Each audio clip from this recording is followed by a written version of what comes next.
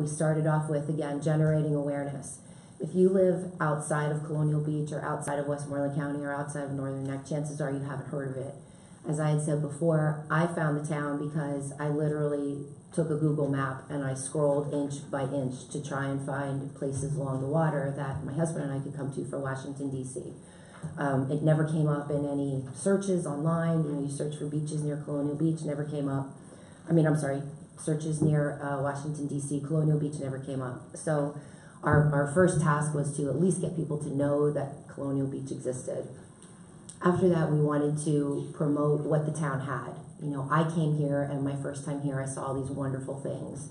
You had the beach, you had the marinas, you had the art, you had culture. You had so many things that were promotable. And then the third part of it is to maintain that momentum. So once you generate awareness and once you start getting people here, you want to make sure they come back. You want them to return. You want them to talk about how great it is. You want them to tell your friends. You want to start expanding things. So that was the three-part approach that we pitched to the town. So we started off with, you know, the town literally had no marketing assets. So we started off with, we wanted to have a separate travel and tourism bureau, if you will, which completely focused on marketing the town to all of these outside entities. We didn't want to use the town seal, so the first thing we talked about was developing a logo. So we developed a number of logos, decided on one. The next thing was the website, because that's where we do the selling. So we had to have a very complete, very professional looking website that had all of our information. So if anybody needed anything, they could just go to that website, find it, and not have any other questions. The social media was to drive people to that website. It's great to have a beautiful website, but you have to have some way to get people to know that it exists and have them to find it. So we developed the social media. Media relations, you don't get a bigger microphone than when you have a magazine, a newspaper, a television show, radio show, whatever, talking about you. That just amplifies your message. Partnerships. There's a number of organizations, not only here within town itself, and also the region, you know, the state. There were a lot of people that we could be partnering with and kind of co-marketing. So we sought out those digital partnerships.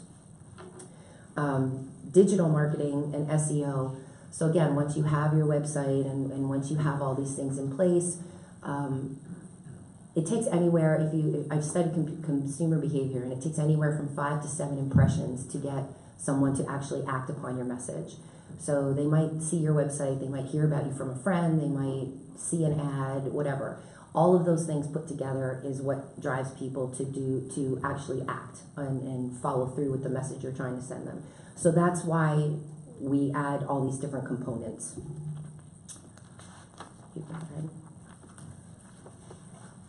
So the first thing we did, I compiled some statistics on some of the work we did up until September 4th. The first was the website, and do you want to click on that first link in case anybody hasn't seen the website yet?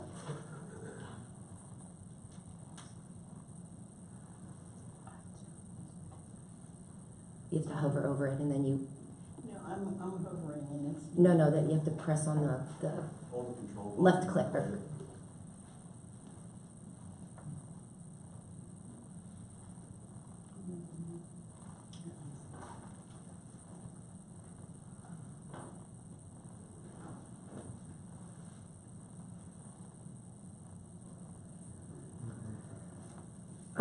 So if you haven't seen the website yet, we'll try and pull it up here.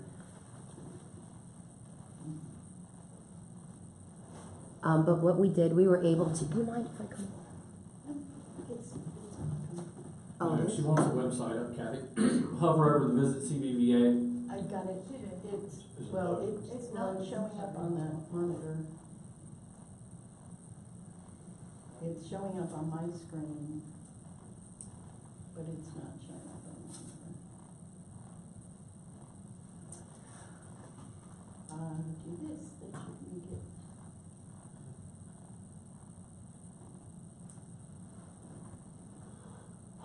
Okay, well, anyway, while she's figuring that out, I'll just keep talking about it. So when we started working on the website. We wanted to find a URL that was easy to remember, similar to other travel and tourism bureaus, and so we came up with Visit CBVA. Because we have a number of amazing photographers in town, we didn't have to spend a dime on photography because we put out a request for any photos of Colonial Beach, and we were bombarded with absolutely stunning images. So it was great. We were able to pull the website together with just the images from the town. Didn't cost a penny to do that. To date, we've had, so the website went live, I think it was the middle of May when everything finally got approved. And went live the middle of May. We started off, it's been gradually gaining in viewerships all along. Just recently we started launching Google Ads, and now we're up to about 9,000 visitors every month. The views, we're at about 28,000 views so far. And what we do is we're constantly updating at least the blog. Every time I hear about a new business, I go in and update that, or if one opens, closes, whatever, I'm going in and updating it. The pictures have been fairly static so far. We are planning to kind of do a whole revamp now, like every 6 months, maybe just switch the pictures out. You know, if we could get it up, you could see it's very photo heavy. But we have a blog on the site, and the blog gets updated fairly regularly. I was doing the blog once a week, and I was promoting all of the town events, everything happening in town through the blog. Now we have a calendar function, which makes it a little easier if you're trying to plan ahead. So the blog going forward now is going to be more article focused. So for instance, there are a lot of places in town that are planning on fall weddings.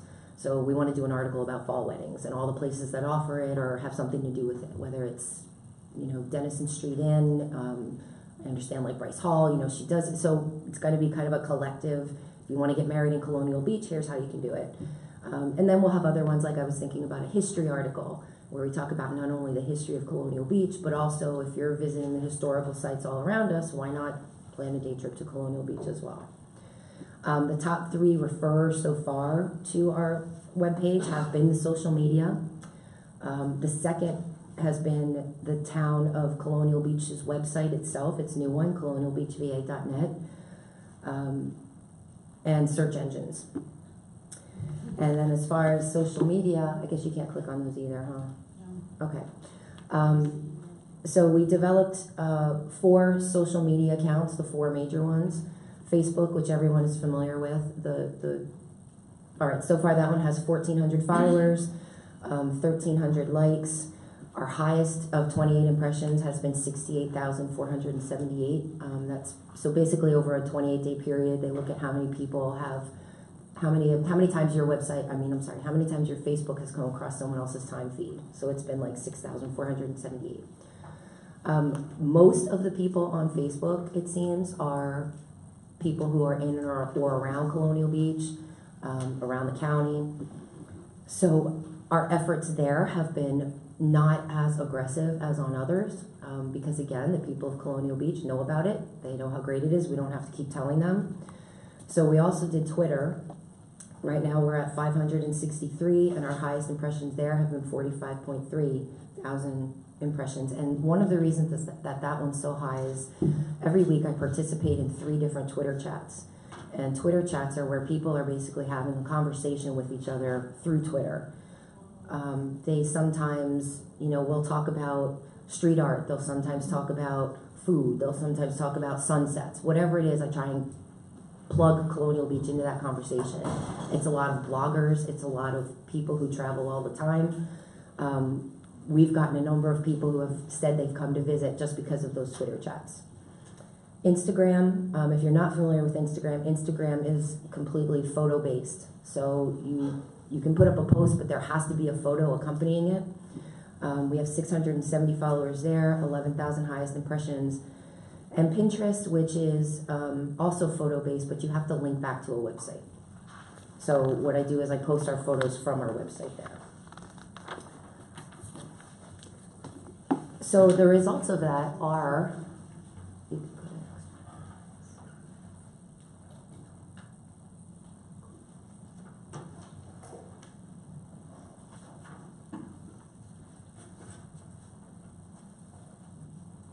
computer freezing? Yeah, it's freezing.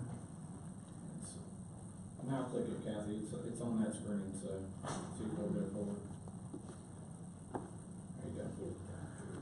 So these are some of the media hits that we've had. The first one in the upper left-hand corner is the article that came out in Alexandria Living magazine. The photographer, he's the photo editor and a travel writer. His name is Chris Militzer. He found us on Instagram. So he found us on Instagram first. He saw our photos because they're called hashtags, and they're topical. So it might be like hashtag Northern Neck, hashtag Virginia, hashtag sunsets, hashtag beach, whatever it might be. He found us on Instagram. He started following us there. He started following us on Twitter. He's part of some of the Twitter chats that I belong to. And he sent us an email saying, I've seen your social media. It looks beautiful. I'm kind of familiar, but not really. I've never been to Colonial Beach, but I have been camping in Northern Neck. Are you interested in me coming out there and writing an article and taking pictures? Heck yes, we are. So he was our first big one, actually.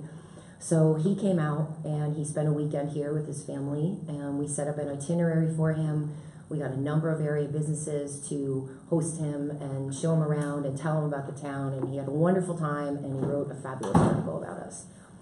The second one is Richmond Magazine. The woman from there, she also apparently had found us on Instagram. She came out, she spent the weekend here. This article has not yet been published. It'll be coming out actually any time now. It's the October issue, but they usually put it out at the beginning of September. So that should be coming out any time. We did the same thing with her. We did an itinerary, but we switched it up. We set her up at a different place to stay. We sent her to different restaurants, doing different activities, so we're not overlapping. We're not having the same exact article in each magazine. And she also has a blog, so she's coming back in October to the area, and she wants to write about some of the things in the greater area. There's like a wine event that she's coming to, so she's going to come back to Colonial Beach. The next one was an article about wine country. So we were part of a review of the quirky things to do outside of just going to the winery, or when you go to a winery, what other quirky things can you do? And Colonial Beach was included in that. The bottom left there, I'm not even sure how that one found us. They just basically called us. They're from allrooms.com, and they did an article about glamping, which is, kind of glamorous camping. We don't have that, but they talked about places where you could do this glamorous camping, and they mentioned us as being nearby. So if you want to go camping in the woods, but yet you also want to spend a day at the beach, there you go. And then the next two are the biggest one, the round out the biggest ones. They were from Turnkey. Turnkey is a vacation rental site. It's for vacation rental owners, basically, and we had responded to media queries, and I'll get to that in a minute, but we had responded to media queries. We used a cottage owner, and she was quoted in both of these articles. Well, she was quoted in one, and then when they were doing a second article, they contacted her again, which is what we want. We want to develop relationships with reporters and writers so that they keep coming back to us for information. So the way we reach out to the media is we do pitches and press releases. A press release is a very factual who, what, when, where, and why. If we have an event coming up, we might send that out. A pitch is a little more of a sales tool for us in media relations, so it's more flowery, it's more objective. Less objective. We try and pick their interests so that they will write their own story about us. So we respond to these constantly. We subscribe to a number of media databases where the media sends out a list saying, okay, here are the articles we're working on. We try and plug Colonial Beach into as many of them as possible.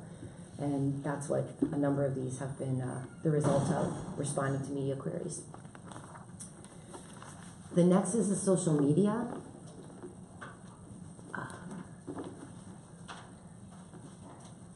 So the social media part of it, again, I just wanted to give you an idea as to what the results are when you're doing social media.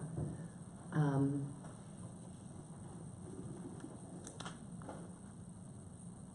apologize, I'm not sure what I'm doing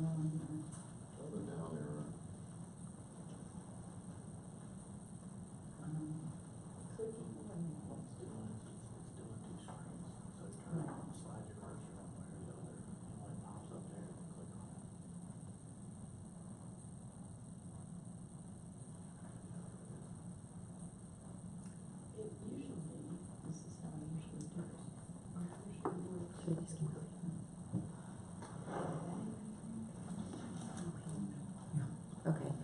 So the social media, we just wanted to give you a few examples of how the social media kind of translates. So we put, for instance, the first one,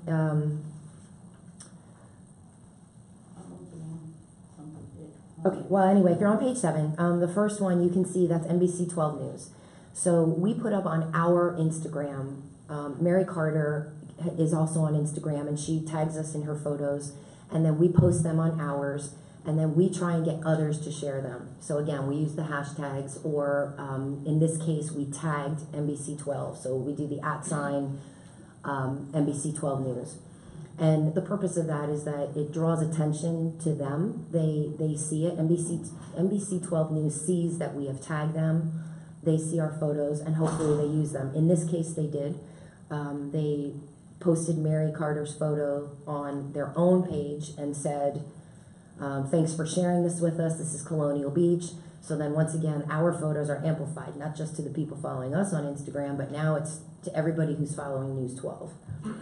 The second one is a photo from Chris Milliman. He is the writer from Alexandria Living magazine. He put it on his. He has like 8,000 followers.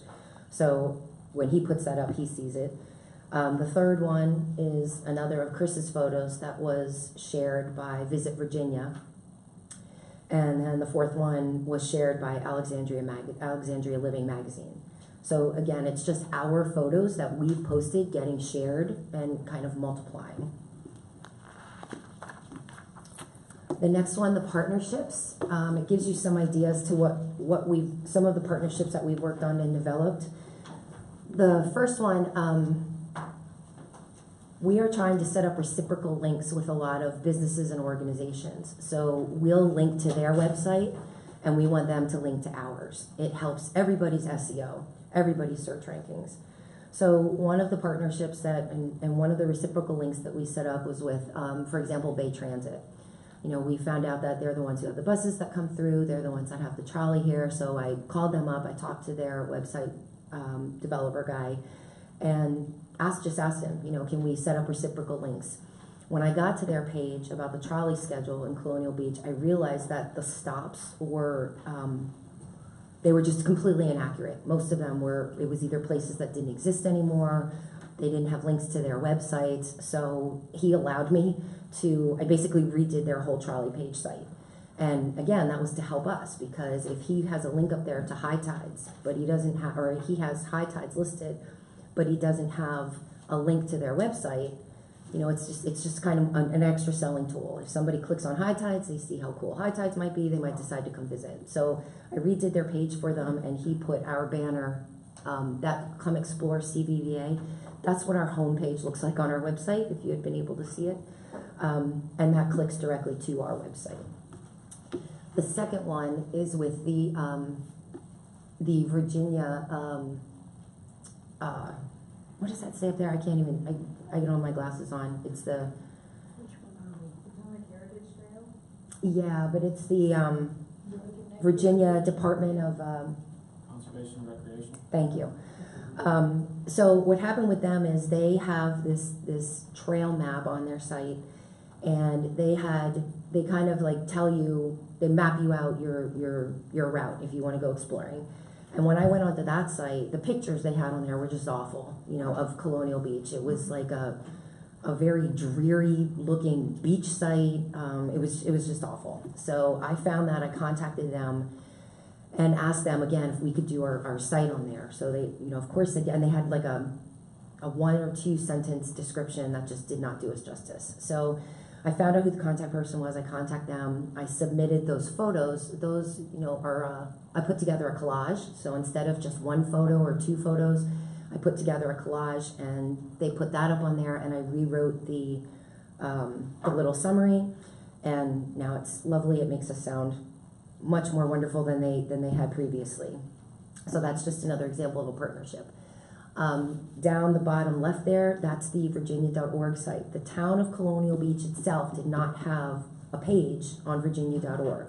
The chamber did, you know, a couple other entities did, we did not. So I set this up again, You can do an option of you can either have 1 photo or you can have up to 9. So I maximized it. I took the 9 photos from residents. Again, rewrote our summary. I started adding all of the events, and what happens is when you put up the events, the state of Virginia goes through the events, and then they might pick them out, choose it to put on their blog, or choose it to promote on other sites. And they all you can make them all link together so that if there's an event at Dockside, I can list it, and Dockside's event will link to us, and then we will link to the state of Virginia. And so again, it just kind of makes things spider out a bit. The last one is a photo of the visitor center. When we first started with the town, it's right when the visitors guides were coming out, and I had just did a little bit of investigation. I found out that we personally, the town, put the visitors guides in only 1 location. The chamber, I think, at the time was putting them in 2 locations. So I contacted the visitor center, the guy who's in charge of all the visitor centers, and I basically negotiated so that for the same exact cost, we could have our visitors guides not just in 1 center, but 3. And I worked with the chamber. Susan Mack and I worked together to get them. So now basically they're in all 10 visitor centers. We used to be in 3, now we're in all 10, and it didn't cost a whole lot more. The next page is digital marketing. We've done very, very, very little advertising. We haven't had to. There's basically 2 different types of promotion. There's editorial and advertorial. The advertorial costs you money, the editorial doesn't. So all the articles in Alexandria Living Magazine, News 12, none of that costs a dime. That's all editorial. When you do ads, obviously then you have to pay for ads. So we've tried very hard to keep things to an editorial, so they didn't cost anything extra. The ad on the left was for the fireworks, for the Fredericksburg paper. We did not initiate that, but the town had been approached and asked if they wanted to be part of the advertising for the fireworks, the 4th of July edition, so we just created the ad. And then on the right-hand side, so I don't know if you're familiar with Yelp, but Yelp is a review site, and essentially you can go onto Yelp and you can type in restaurant, you can type in pretty much any business you want, any retail business you want. And it will show you the businesses in your immediate area, the geographical area that you define. People had reviewed Colonial Beach, but we didn't claim our page. So I went into Yelp, I claimed our page, again, cleaned it up, wrote out our own description, added our own photos, linked to other businesses that were in town that had reviews on here. I responded to people who had written reviews. I responded to all of them if they were good reviews, thanking them, encouraging them to come back, letting them know about upcoming events, things of that sort. And so I just kind of wanted to give you an overview about that. It shows how, we've gone from maybe a couple thousand views over the past year to now, like, what are we at here? 8,000. You've seen that our percentage over the past year has gone up, I think it says 34%. So we've had like 8,000 views. And only recently did I start doing ads on Yelp, but they're not costing anything because I negotiated the first 300 for free, first $300 worth of ads for free, because I told them I wanted to test it. I don't know what it's going to be like, if it's going to work for us, if it's a good venue. So I was able to negotiate the $300 worth of ads, which will probably be about 3 months. And we didn't want to start that until the shoulder season because in the month of July, we had so many visits to our website and to our Yelp page that we didn't really need to advertise. So now once things start to slow down is now when we might have to pick up the pace a little bit with advertising, and that's why I wanted to do it. So this will take us through the end of the year, these free ads. So again, we're not going to have to really be paying anything at this point. And the next page, these are just the impact. And what that means is that when someone sees an ad or when someone sees an article in the newspaper, when someone sees an ad, when someone sees our Instagram or our social media, how does that translate to us? My favorite is the bottom left. That was a comment that we received on Instagram where someone had said that they went to the beach shop, The beach clerk asked them how they found Colonial Beach. They said they saw it in Alexandria Living magazine, and it compelled them to visit. So I just basically wanted to show you the process that you go through, you know, how you go from the development of the marketing collateral from the very beginning, whether it's a pitch or a photo, and then it gets printed on your social media, and then it gets picked up by a newspaper, and then you get the visitors here. So that's kind of the timeline of how it works. And that middle one I thought was kind of exciting. I'm not super optimistic about it, but someone had talked about us on Twitter, and then they tagged Dale Jr., and he has that renovation show now with his wife. And this guy Chris McGee, he's a sponsorship guy. He works with Dale Jr., and he has kind of prompted him to say, hey, maybe we should do the show in Colonial Beach next year, season 2. So that would be really, really exciting. The next page are just a few quotes that we've heard either from area businesses or, you know, organizations or residents. So we just kind of pulled them, and again, just to show the impact, it seems as though the people that we're talking to are saying that it's been a great year for them. Things are happening, people are getting to know us, and that's kind of what we want to continue. You can go right to the next page. So how we continue that? We're continuing with the brand promotion. We're still actively participating in Twitter chats. We're still posting on all of our social media. We are working with some of the other organizations in town, for example, the Torrey Smith fundraiser. I've written the press release for that so that they have a professional press release that they can distribute locally.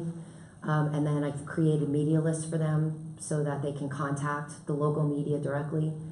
I myself have pitched it out nationally, like to the NFL, the NFL.com and their organizations, ESPN. At the Northern Neck Beach Music Festival, I've written a press release for that, drawn up media lists for that, so that they also can go out professionally to these organizations and try and get some coverage. So we'll continue with that, promoting the events, the brand promotion, long lead media. I'm thinking about, all right, let me backtrack. You have to contact certain media very far in advance. So for instance, magazines, it's anywhere from 30 to 90 days. It takes that long to get into their magazine. Airline publications, you know, like when you go on an airplane and they have their own dedicated magazine, that can be up to a year in advance. So I'm thinking about these kind of longer term ones, or maybe the ones that are only quarterly. You know, I want to start with them now so that by next year, you know, hopefully by next summer we can be in those as well. Email marketing and the newsletter. One of the things we wanted to do is, especially for the off season when people are forgetting about us, you want to stay top of mind. So one of the ways you do that is, of course, you keep maintaining your social media so that they keep seeing you, but also like a newsletter. You know, if we could just do a newsletter in the off season, I don't know if it's once a week, once every 2 weeks, once a month, something like that. But just people can sign up for that, and again, it stays top of mind. It keeps reminding them. It might even compel them to start planning their vacation a little bit early. Co-marketing opportunities. That's basically still trying to find not only other partnerships that we talked about, but also if you've ever gone to other geographical areas, travel and tourism sites, they often offer packages. So I wanted to start, you know, talking to businesses to see if they had any interest in putting together these itineraries, these packages, so that it just makes it easy for people. If you can contact someone who doesn't like to plan and say, hey, we've got the place you can stay, the place you can eat, and the activity you can do for the activities you can do for the weekend, and all you have to do is click the button, you know, that makes it that much easier and it draws that many more people. So, you know, I'm starting to think about that and who might be interested in something like that. The Tourism Council, I understand, is under some reviews, and hopefully, you know, that will come to fruition over the off season. Investor outreach. We've had a number of people who have contacted us saying, you know, I'd like to do this in Colonial Beach. What do you think about doing that? So, you know, that's something too that we think we should start talking more about now in the downtime. What kind of more activities can we bring in here? What's lacking in the town that people are looking for, and how can we find the people to bring that to the town? Identify additional partnerships I talked about, and then digital integrations, GPS, and the virtual tour. So again, if you've been to our website, you know that in the center of our homepage, we have a virtual tour. You can click on this tour and you can pretty much guide your computer, excuse me, you can guide your computer all over Colonial Beach. It was a drone tour that was created for us and provided to us at no charge. We're in talks right now to expand upon that tour a little bit, and it will give, not only will it be prettier, but it'll also draw more attention to the specific businesses and organizations and, again, the assets in town. So we're in talks about that right now. So those would be the next steps for the off-season until we come back to the preseason again, where we start aggressively with the promotion. And that takes us through the whole year. Do you have any questions? Mr. Allen? Mr. Sermon? Mr. Dillon? I have a couple quick questions. If we go back to the beginning of your presentation, that's page 2. We talk about objectives. You could run down a couple of those. Where do we stand in, for example, develop a short, intermediate, long-term tourism plan? We did that back in the beginning. So that's been done. Correct. Do we have that? Not with me right now, but. No, but the town has it. Develop or expand at least 3 tourism projects. That's been completed. We're in the midst of that. Now we have every week, or just about every week, I provide a summary to the town manager, and it basically lets him know all of the activities that have been completed, any highlights that we've had, and also suggested ideas. And within those suggested ideas, over the course of the past 6 months, we have, again, people have approached us and said, these are things we'd like to do in town, or these are things that we think should be in town. So we have presented them. Okay. And those are things that, again, it's part of the next steps. Those are things that we have to talk about now, how to bring those things to fruition. But we'll get at some point we'll get a written deliverable, a document. Yeah, I mean, again, it's already, the idea itself has already been written and presented. But, you know, the next steps coming up are not something I can do. I can't tell someone, yes, you can, you know, build a mini golf course, or no, you can't. Okay.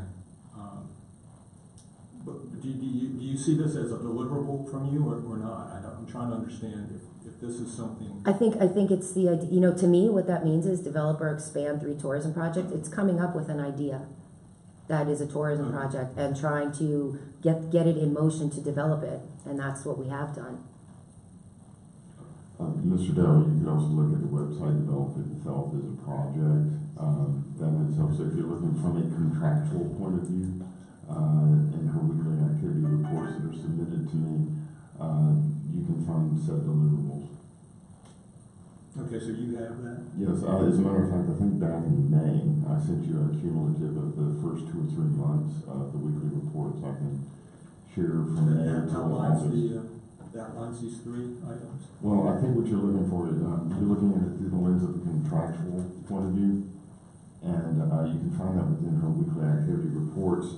As I was mentioning before, when you think of long-term tourism projects, the website itself would be one of those projects. As long as it's identified as such. I don't want us absolutely. to develop something and back into it and say, oh, this is what we've done as a result of this. And what we're trying to do with the measurables is because marketing itself is I want to say it's not subjective. You can certainly put metrics and measurables in place, and I think with the Twitter and view followers and being able to statistically follow, and I think you're going to see that over time the way that works, once we get critical mass on certain websites, and activity-based is going to grow exponentially.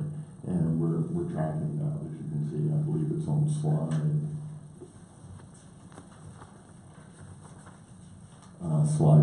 That gives you kind of a good indication of what you can expect in terms of analysis.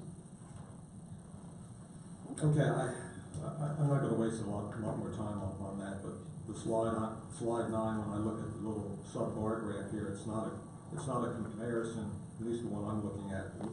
The blue bar graphs, I can't even read the footers there. I'm happy to send you them separately. Okay. That's just an image that I captured, but I'm happy to give you access, and I believe the town has access to all of these things. So we've provided logins to all of this. You can go in at any time and look at them yourself. Okay, and I guess finally, and this will be more the same, develop a set of measures to assess the success of our tourism efforts. We've done that. I think what you're seeing with the amount of activity from a digital perspective gives you the measurables. I've given my background and looked at economics as a whole. And this is worth discussing. I think we should, at least especially in public eye, talk about it. We've all noticed an increase in tourism this year. We've also noticed a different type of customer and client. You know, we're getting more people from Richmond and DC, which is directly my Flag Shack is targeted. So we know that the advertising campaign works. Now, how do we measure that? It's very hard to measure who comes to your town on the weekend. We can't be out there with the clickers. It's pretty hard to identify. So the best way we can probably get after that type of metric or measurable is to go out to the business owners and really get their subjective opinion of what we're receiving back and really what's driving their economies. I totally disagree. It's not a subjective opinion. We should be seeing an increase in revenues. That's a very objective, quantifiable measure. Absolutely, and that gets to my point. Those revenues will not be realized or actually be able to be seen until like a November, October timeframe, until the summer's over.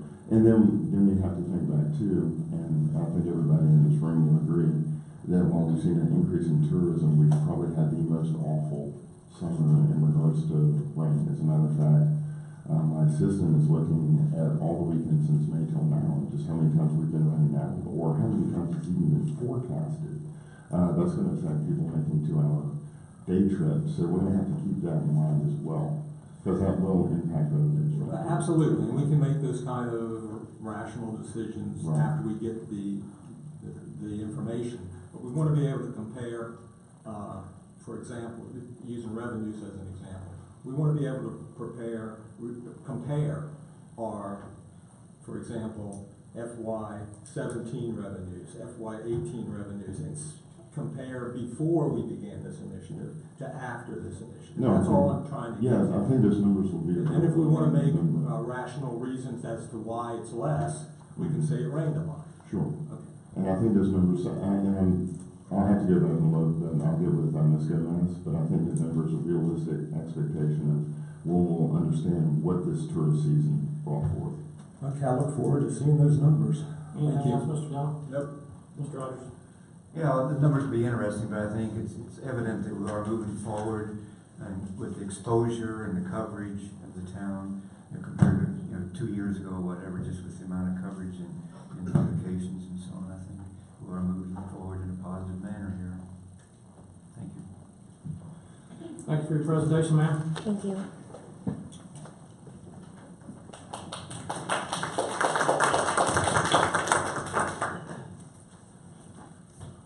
Up next, we have a presentation from Ms. Maggie Lane, Video Marketing.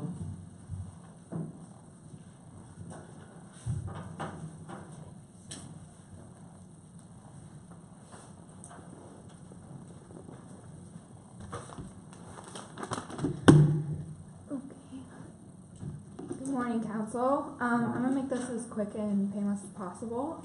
As most of you are aware, we launched our new website, excuse me, a few months ago, and in the process of adding new information, I came across another town's website, and on their homepage they had a short 30-second video that had some of their rules of the beach, and I told Mr. Robertson about this, and we both agreed that this would be a good idea of something to add to our website, and that we would like to get your opinion on it. So I researched some statistics about United States and how we have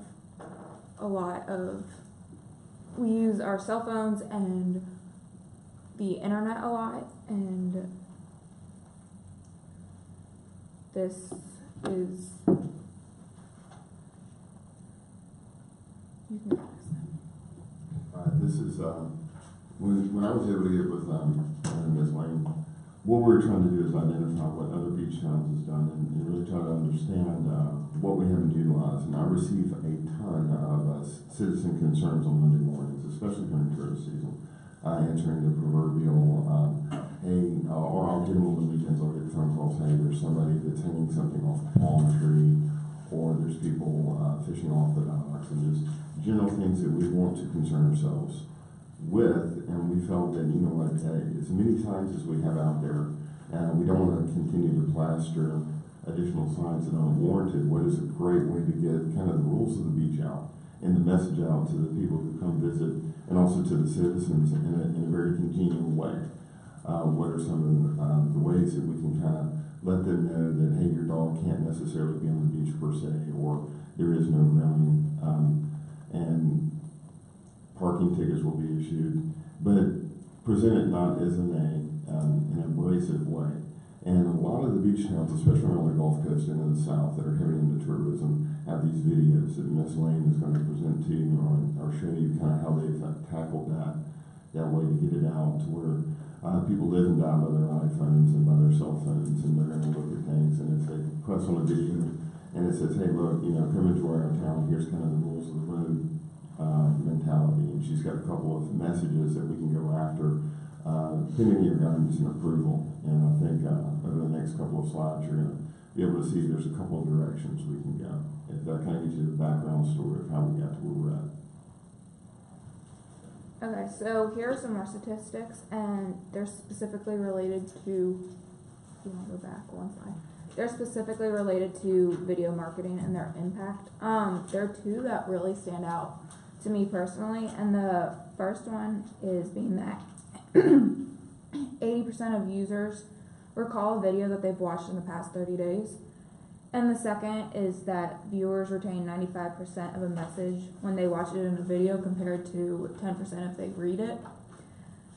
So with this video, we'll have a greater chance of being remembered, and people will be more likely to recall the no girls on the beach or your dogs aren't allowed during these specific months, which I know have been an issue this summer. Excuse me a second. So I went on YouTube and searched a lot for some ideas, and these are three that I found that I thought would be a good kind of concept. The first is from the website that I found, and it's a short 30-second video that just outlines their three major rules of the beach, if you would like to click on it. It's not cooperating with moving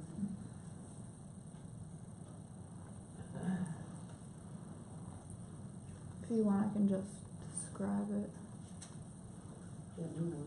Okay, so it starts with just kind of an aerial shot of the beach and their town, and then it goes to a family on the beach and some kids playing, and there is a voiceover that just introduces, and it's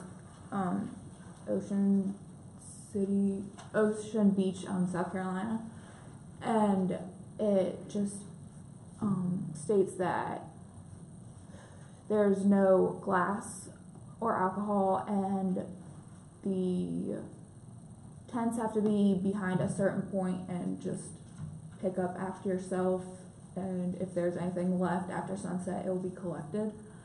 And they also made a point to say that make sure that you pick up after yourself, because they do have a sea turtle population there, so they want to make sure that you keep that clean for them.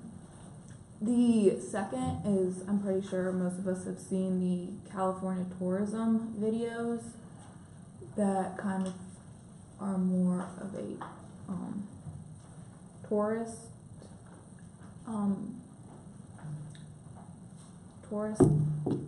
spin on the video, and it shows a lot of their citizens and the things that you can do in California. The third one at the bottom has their mayor in it, and he gives a little bit of a background and kind of welcomes you to the town, which I thought may be a nice idea to involve some of the citizens into this video as well. So here I came up with 3 separate options for the video. The first one is going to be very similar to the Orange Beach video. It's going to start with an aerial shot of the beach and the boardwalk, and then transition to a family unloading their golf cart and setting up on the beach, and then there's going to be a voiceover with the text below, which you can read there. And there's going to be 5 major rules of the beach. The first being no glass or alcohol. You can go to the second one.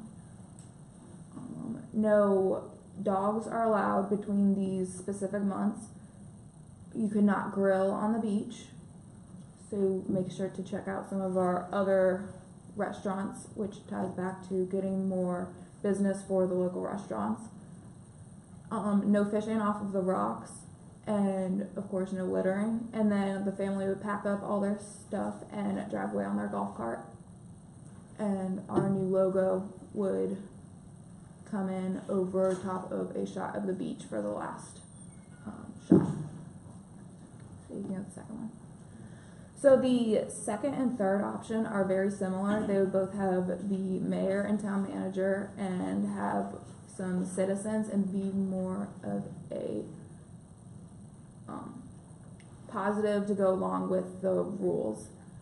So it would start with another aerial shot, and then it would transition over to the mayor introducing the town and giving a little more background, and then he would transition to Mr. Robertson, who would be more of the authority and state all the rules. And this would, along with the rules, it would also give a positive alternative. So it wouldn't just be, no, you can't do this, no, you can't do this. Instead, it would be more, okay, no grilling, so instead, go check out some of our tiki bars, or go walk your dog somewhere else, like some of the numbered streets. And if you want to keep going.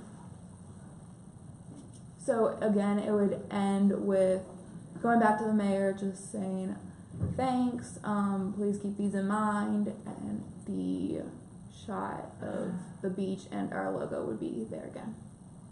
So this is the third option. It's just, the only major difference is going to be wording and the sequence of the slides.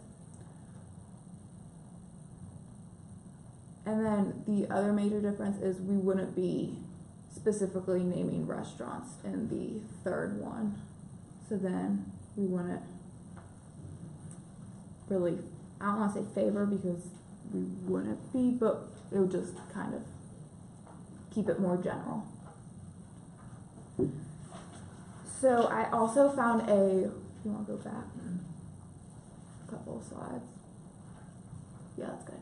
Thank you. I also found a website that I could input some of the things that we would need, like the length of the shoot, if we would need a voiceover, music, on-air talent, and this correlates with option 1, so it would be around $650 to $1,833, because it would be a 30-second video and only have 1 day of filming. And then for option 2 and 3, it would be a little more pricey just because it is going to be a longer video, and it may take 2 days of filming and another day of editing. So that would be around $900 to almost $3,000. And then I also got in contact with 2 separate people that are interested in helping us in filming. And I found that their proposals are about in the same area. For the first option, it would be around $1,200, and for option 2 and 3, it would be closer to $2,600. So both fit within what I found. So let me know what you think of the 3 concepts, and if you have any other questions, please let me know. Mr. Alger? Would we just be putting this on our website, or would we be uploading to like YouTube? And then, because I know on YouTube you can actually use your videos as ads on other videos.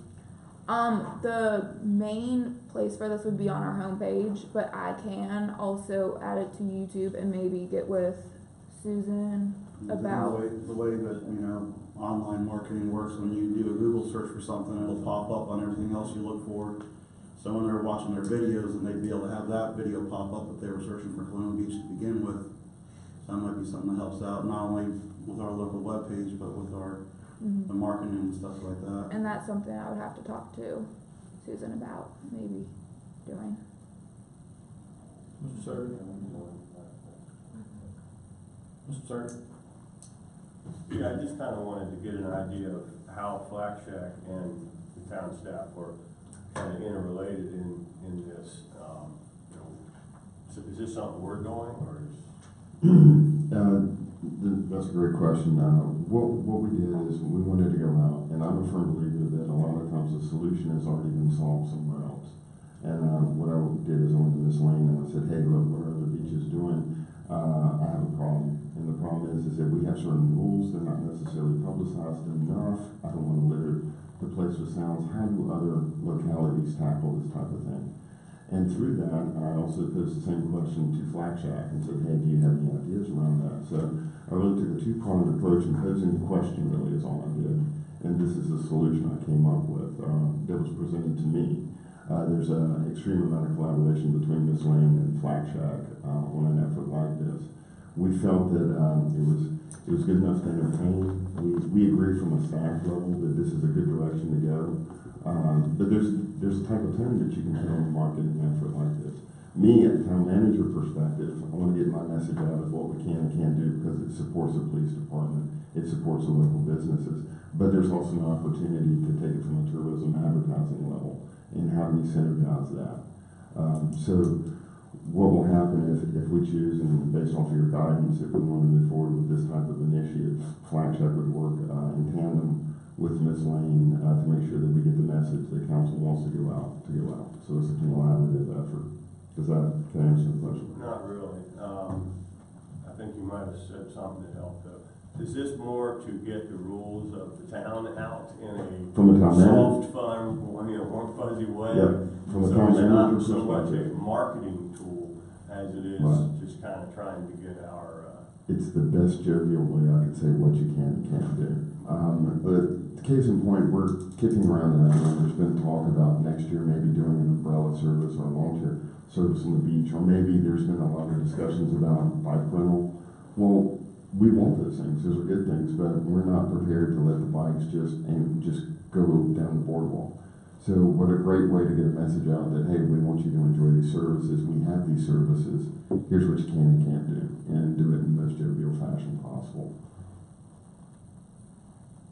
Yeah, I think that's kind of what I was getting at. So this is not really a marketing thing. It's just There's a level of guidance. guidelines. There's a level of guidance in there, yes, sir. Mr. Diller? No, I have no questions. Thank you. Good job. Thank you. Mr. Rogers? I have nothing, thanks. Thank you. Thank you, Maggie. Thank you. May I say something? Yes. I want to apologize to the two presenters.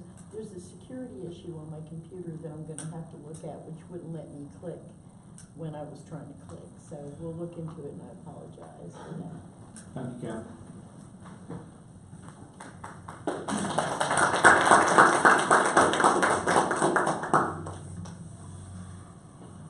All right, folks, we're going to move to old business. First item of old business is draft resolution number 30-18, ratification of Memorials Advisory Commission, second review. It's under tab A in the book.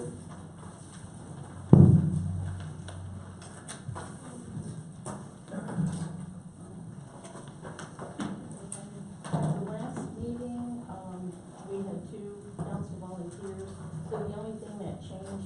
from, the last work session to this work session is the insertion of Mr. Deller and Mr. Serby's name. So once this resolution passes, I have all the information, and the two of them can begin, looking at, appointing, looking at recommending 3 appointees for the Memorials Committee. Any questions from council?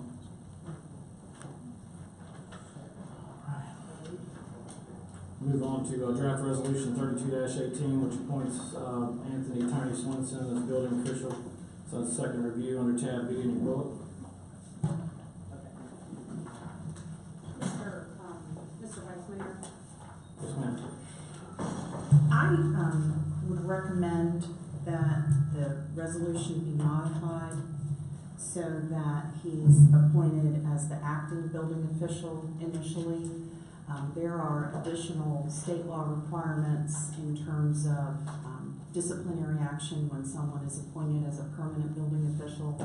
And so I would recommend that for an initial period of time that he be appointed as the acting building official.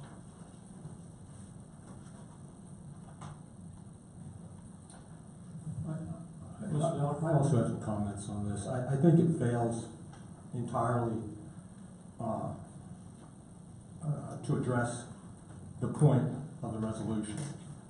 And I guess what I mean by that is the point of this resolution is not to appoint Anthony Swinson, but rather to ratify the hiring of Mr. Swinson.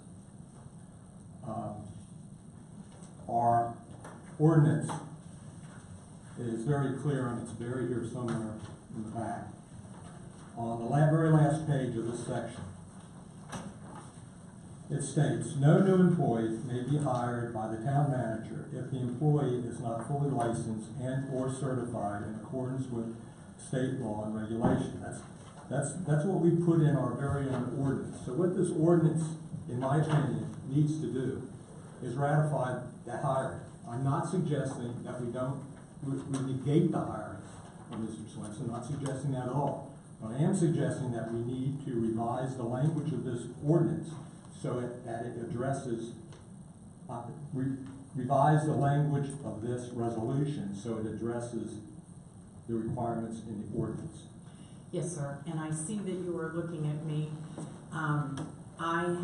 I have offered input on this resolution, but this is not my work. It's staff work. So let me offer a revised language, if I may.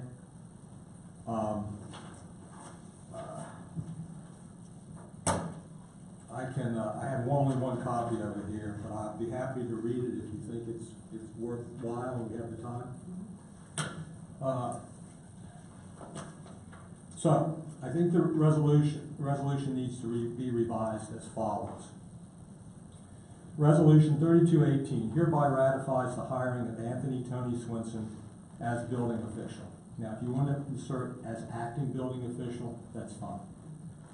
Whereas the town manager has hired a building official who is not fully licensed and or certified, and whereas the town of Colonial Beach, ordinance number 681 requires the town manager to obtain town council approval prior to hiring anyone who is not fully licensed and or certified in accordance with state law and regulation, and whereas the town manager has agreed to comply with town council Town of Colonial Beach Ordinance 681 when considering all future hires, and whereas the Town Council wishes to approve after the fact or ratify the Town Manager's action.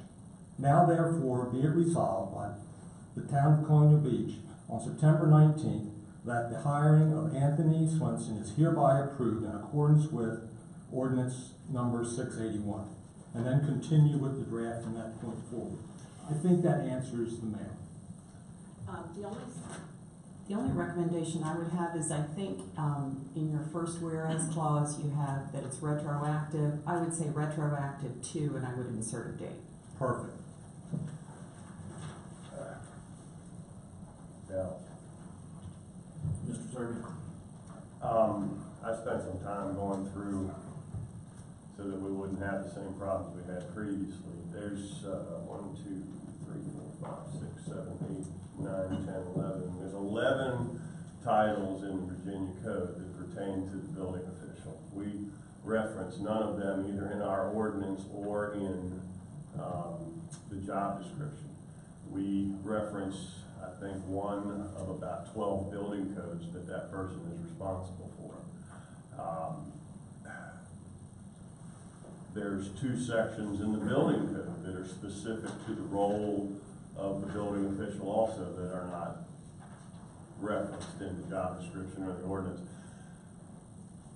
I keep going back to, we continue to write ordinances on licensure, and we do job descriptions and so forth, but we don't do the research to put the proper information in them. And they're not tied to the laws and so forth that these positions are tied to. Specifically, the building official, more so than probably any position in our town government, the state's rules and laws on that are what he goes by. And yet, we don't really reference any of it. We make it in the job description. It makes it sound like he works for us, works for the town, and the town decides what his job is. That's not the case here. So I'd like to, I can give whoever's writing the job description, and maybe I was against that ordinance before because the state law of Virginia is very specific on various licensures, not just, and they're not all the same when it comes to a licensed, or certified position in town. So, I think that we've got to stop writing these ordinances that are not specific and that are not in accordance with the Code of Virginia, and in particular this case, because of the last 10 years that we dealt with, we've got to get this one right. So I would like to really make a point of, before we bring this up for a final, let's get the job description right, and we may need to rewrite the ordinance also, or eliminate it. To me, the Virginia Code is very clear on licensure and so forth, and so under each position that requires a licensure, I think if we have that specifically identified in the job description and or the contract or whatever that the individual may be under, we don't need a separate ordinance telling us that we need to get a license for a person where it's already specifically addressed in the Virginia Code. The thrust of the ordinance, if I may, was to, in cases where an individual did not meet certain training and certification requirements, that this body be notified and make the affirmative conclusion that we wanted to do the hire in accordance with whatever state laws may be applied to this particular labor category. So it's not to circumvent anything. It's to involve the council so we're aware that hirings are being made of individuals who do not meet certain requirements. I understand that part of it. I think that we need to make sure we understand what the code, and the building official is probably the most different one out of any that we're going to run across, because it's very specific as to it's written in the rules and in the laws that you can hire, and in most cases, townships do have to hire people that have not got complete certifications unless they were a building official before. Certain things you can't really hardly even take until you become a member of the building department. So in most cases, even our permit techs come in and then have to be trained and get their certification for their permit technician. So I definitely agree that we want to understand and acknowledge, but I think it's important to make sure that the specifics for each position are really in the job description and or the agreement or contract that we have for the position. Do you want this to go to the next month's work session so you can look at it again, or should staff try to I think fix this for I'll the give next this to meeting? Quinn. I think if we can just get it rewritten and maybe redistribute it, we want to vote on it and get it in place, but I just want to make sure it's done right. That's just my opinion. You tell me how to do it. Mr. Serby, I'll try again. I'm the one that wrote this, and I'll try again and hand it over to the town attorney before the next meeting and put it back in. Allison, what are you referring to? Wrote what? All of the job descriptions. The job description, not the resolution. Okay. I updated this, and I'll We'll do both. take your comments. I'll provide a copy of this, Andrea, to you, Sure. the resolution. We'll put it in your next packet for the meeting in September. I think it's just important that we don't either rewrite or contradict what the code says as compared to, you know, what we're writing. A lot of our creations in the past or things that we have tried to update and bring forward haven't been really based properly to start with. So it's almost like, in this case here, I think we can start, in a sense, start over and really go by the code. Mr. Rogers, you have anything? No. I'd just like to bring up that we definitely need to insert him as the acting building official, because if we make him the actual building official, then we have to go through a public hearing and everything else to remove him. And I think he should be acting have the designation of acting until he gets those certifications, and then we'll go down that next road when we need to. I would like to just voice my disagreement with that, because quite honestly, the code is very specific about the building official and his requirements and certifications. And the state of Virginia law allows, they don't mention acting in any manner, way, shape, or form. You have a building official, and it's defined in a certain manner, and it has certain guidelines and time frames for all the certifications. And we tend to insert a lot of additional steps and so forth that I think are unnecessary if you just follow the Code of Virginia. And that's what I'm trying to do, is to get us to more so streamline and stop kind of reinventing the wheel ourselves or inserting things in when it's already very clear in the code as to how to handle it. And Mr. Serby, that is certainly council's prerogative. I feel a duty to advise you that under the building code, it has a provision that when you appoint someone as the permanent building official, in order to terminate them, they are entitled to a hearing with the specific charges against them before the appointing authority. So that means if there were a problem, then it would be incumbent upon council to conduct a hearing with this individual and articulate the deficiencies and the reason for termination. So we can certainly leave it as permanent, but I thought that during a trial period that it might make sense to not enhance procedural guarantees. Well, in a sense, it's not a trial period. It is in accordance with the Code of Virginia. It's a proper hiring and it's a proper process. So my point is that unless we feel the person may not be the guy for the job, whether he gets certified or not, then it's not really a temporary or an acting role. We're trying to say it's temporary or acting or tentative based on the fact of requirements and the training process that's in the code. So it's just kind of splitting hairs, but we tend to add a lot of steps to our processes here on approving things that I just think are unnecessary and we need to get away from. Just my opinion. Thank you. And I'll insert whatever you want. Is that the consensus of council, to make it permanent? I think it's hard for the council to know until they've had the opportunity maybe to see what I'm referring to.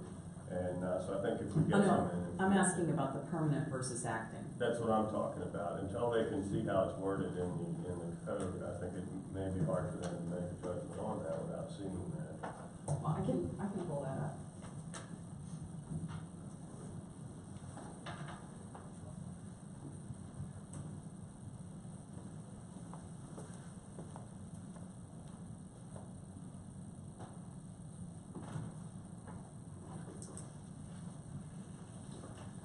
I mean, I just don't want to continue to go through like what we had to do with the zoning administrator. When we had an acting and we had to turn it into a permanent, and then we had to we create all these processes for ourselves by getting kind of off track a little bit.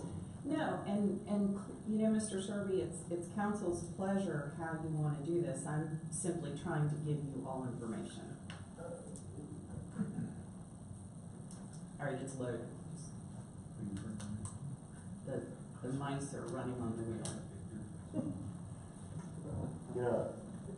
The me, I'm just kind of really trying to set a precedent for how we operate today and going forward, and that we get away from all the stuff that we do that's not necessarily in the code and required. So a question surrounding that, if we place him in here through resolution as acting, do we then have to do another resolution appointing him as permanent? Yes, you would.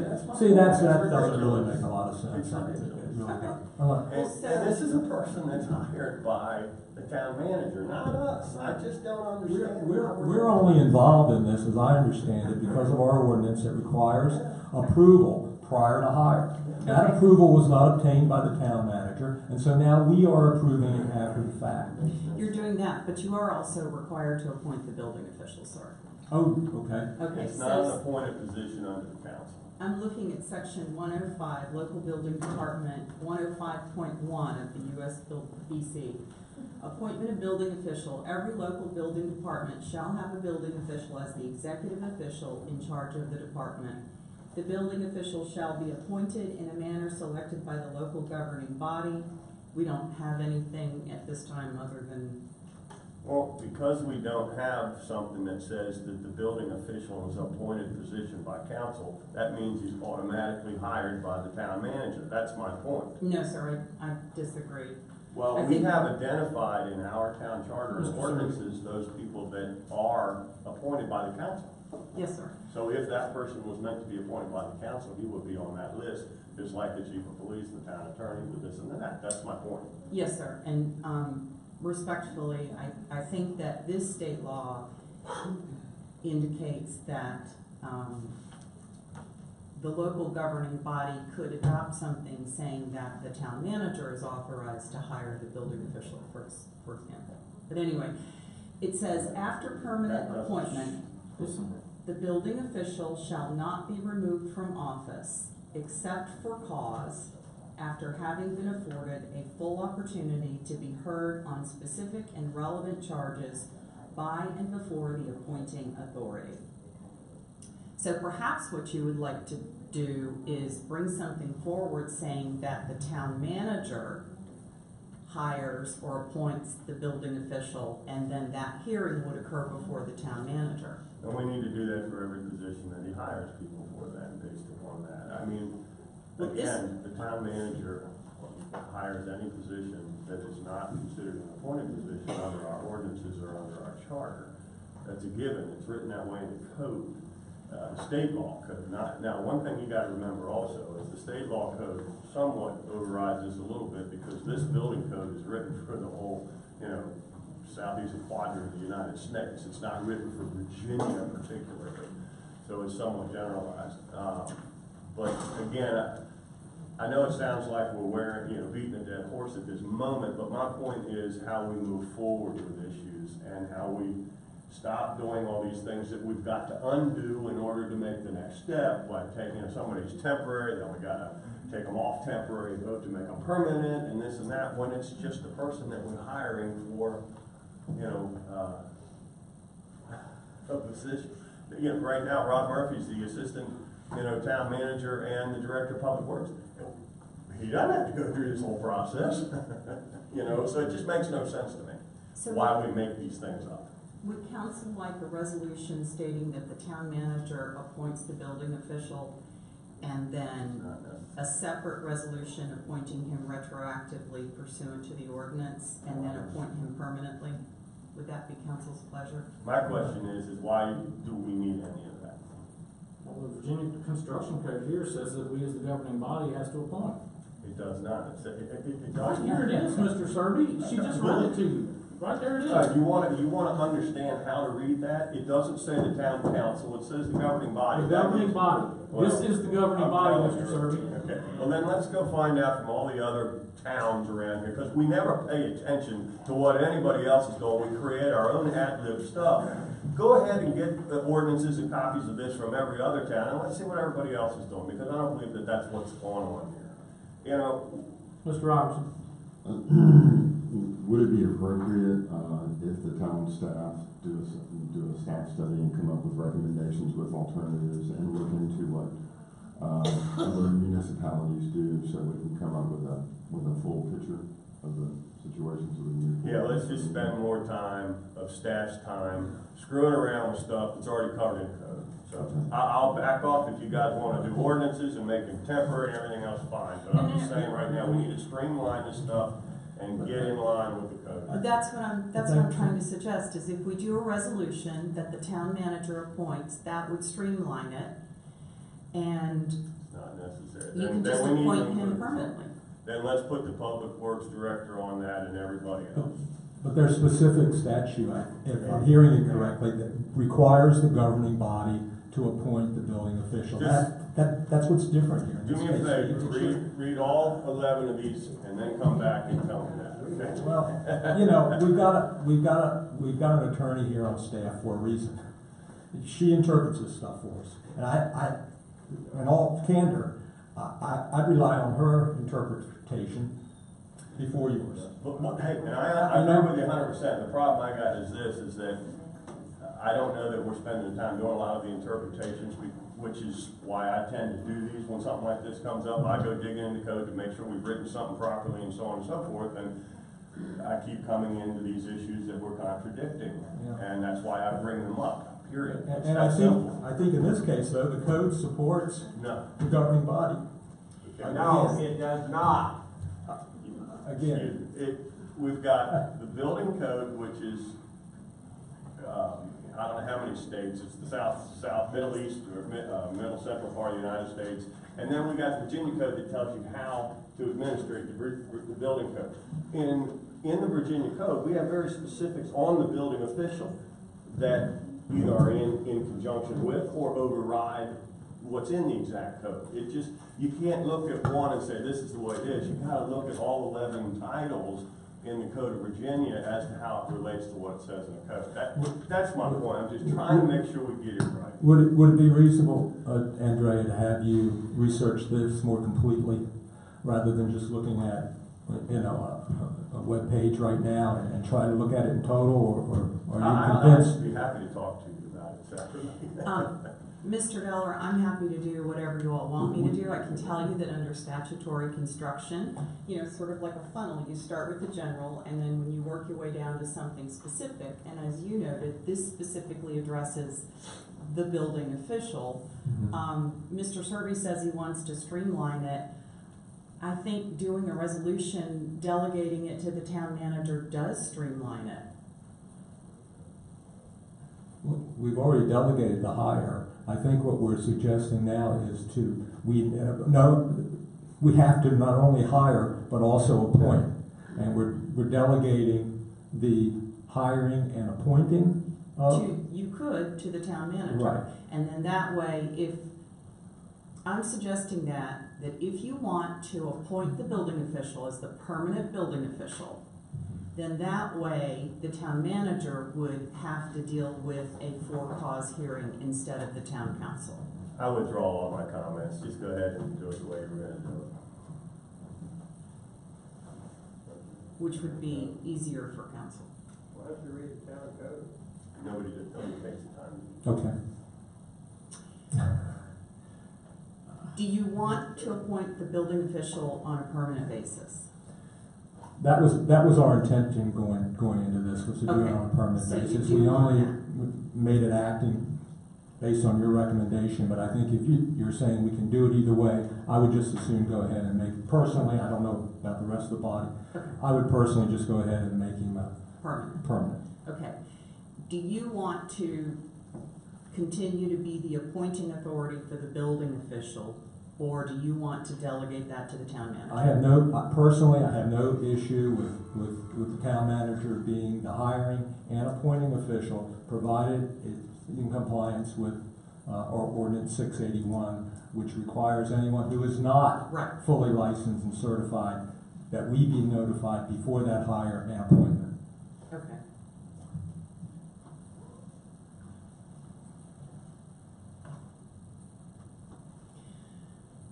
Thank you.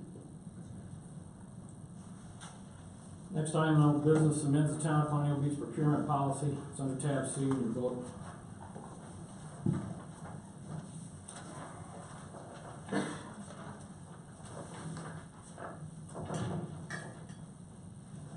Mr. Alger, any questions?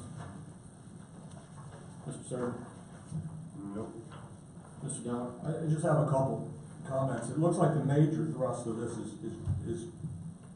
is revising our procurement thresholds, number one.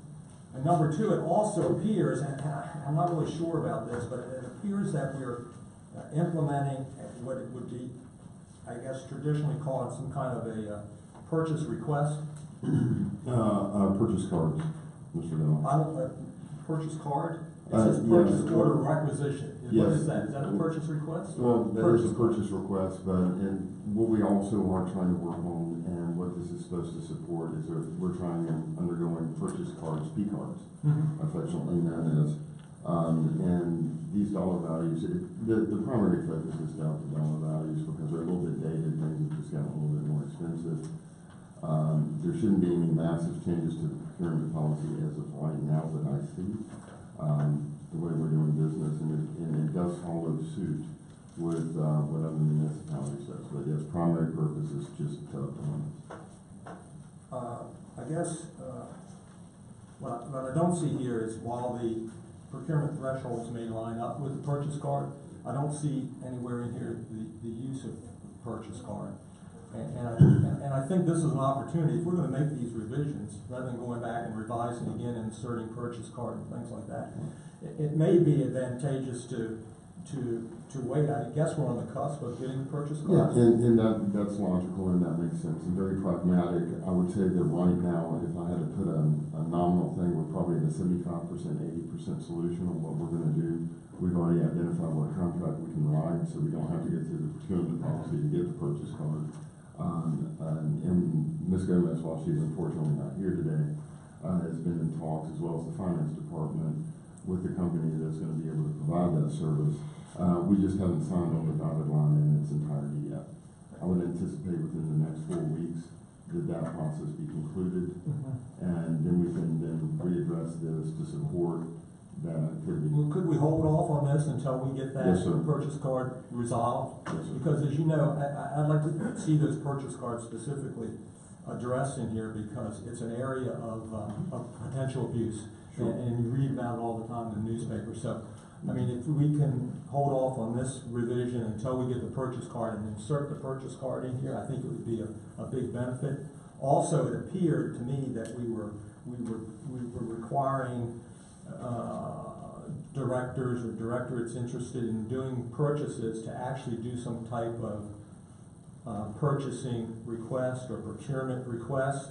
And I was wondering if we have, or if there's any consideration given to actually coming up with some type of simple procurement request form that starts the whole purchasing process, where you outline just the basics of that procurement. And for example, and I think I wish Ms. Gomez was here because I think she would attest to the fact that it's very important to initially identify your appropriated funds. Where are those funds coming from in your stack of funds? No, absolutely. We actually have that process in place. And that was one of the things that when I came on board, that we realized that some departments and some entities within town staff were following the procurement request portion very accurately, and others needed some improvements.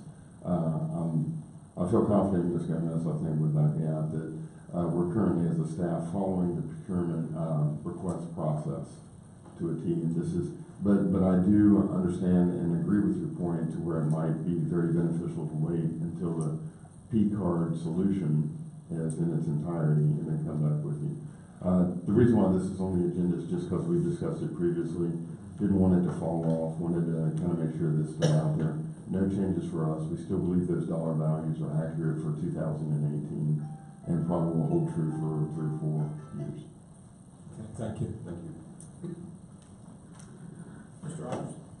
Maybe whenever we get the procedures for the P card process, it might address this, but the problem I have with under the third bullet, procurement guidelines, it says any employee may purchase up to $2,500 in goods, supplies, and services without department head supervisory approval on a requisition request for purchase. I just can't I can't imagine, procuring items without some kind of department head or supervisory approval, whether it's stationary stores or toilet paper, without first looking at the overall requirement of the town. You don't want, I don't know how many, 4 or 5 departments out there going out buying toilet paper or stationary store supplies and so on. But I guess what really bothers me is the fact that there's no department head or supervisory involvement in these procurements up to $2,500. I mean, that can soon add up with all of our employees out there, our town employees having that authority to go out and make purchases like that. There's got to be some supervisory involvement. And there currently is. I think what we're seeing is maybe something in the language that really hasn't been addressed yet. Every purchase that is made currently in town hall and in town staff goes to the department head and ultimately lands on my desk to ensure. So it goes through kind of like a two-stage, I would call this two-stage process of approval prior to purchase. We do know that the P cards, the idea or the philosophy behind the P cards is that, hey, if it's a very unnominal amount, let's say we have a public works individual that is, is time sensitive and it's easier to buy, governmental, commercial off the shelf type of capability, that purchase card will enable that employee to do so. So your point to every employee going out to do it is currently not our procedure to do that. But I will address the language with Ms. Gomez to get fidelity. Yeah, I didn't mean to get with her and discuss this. I just haven't had a chance to get with her. She's been absent quite a bit through the month of August because she's preparing to come next week and begin the audit steps. So I think we're reaching that time frame that's going to support taking that discussion further in the upcoming weeks. I know every place I've ever worked, even travel order requests or something, it involved the supervisor's approval to orders. Currently, if you have maybe there's a misconception. If you have an emergency and you have to go get something from, let's say, Rankin's, all right, and it still has to have supervisory approval, all right. To direct someone is just they may have approval to purchase it there, but they should be directed by at least the supervisor, if not the. We need to define and identify the qualifications of the supervisory person who's approving. Well, yeah, but maybe it needs a little bit of verbiage change here. Yep. Tweaking the language. Understood. Right. Next item of old business is discussion of sale of Eleanor Mobile Home Park. I just want to reiterate one of the things that I mentioned in our email discussion a while back. I'm not opposed to selling it, but I feel like we need to sell it at a proper price. And I know I've discussed with several people on both sides of whether the 900,000 is a good amount or not a good amount. Also, the other side of it is, we say that we want to bring in more money and revenue, and I pointed out that the value of the lands, the assessed value, not the appraised value, but the assessed value of the lands are probably going to furnish about $20,000 in real estate taxes. And with our new tax rate of 80 cents, the budget that was prepared for us, we're estimated to have $3.7 million in revenue for this current year coming up. So $20,000 out of $3.7 million is only 0.5% increase. And I know, the mayor's not here right now, but one of our meetings previously said that the sales property is going to fill our coffers. I don't know how 0.5% increase in revenue is going to fill the coffers. The other end of it is the sale of $900,000. The way it's broken up right now is we have to put it into our capital improvement fund. We can't use it for anything else, but now we can have the option to change it. That was something that we discussed. Do we want to change the ability to how we spend this money? Do we want to just put it back in the general fund? Do we want to do it any other way? How do we want to do that? But right now, for $900,000, the town would get $720,000, school would get $90,000, fire and rescue would get $45,000 each. And I know every department could use that money for something specific they need, but right now that would be done and over with real quick, spent, and that's gone. So now all we were left with is $20,000 extra per year with nothing gained except for maybe one small purchase for each department. So I thought about, going back and forth.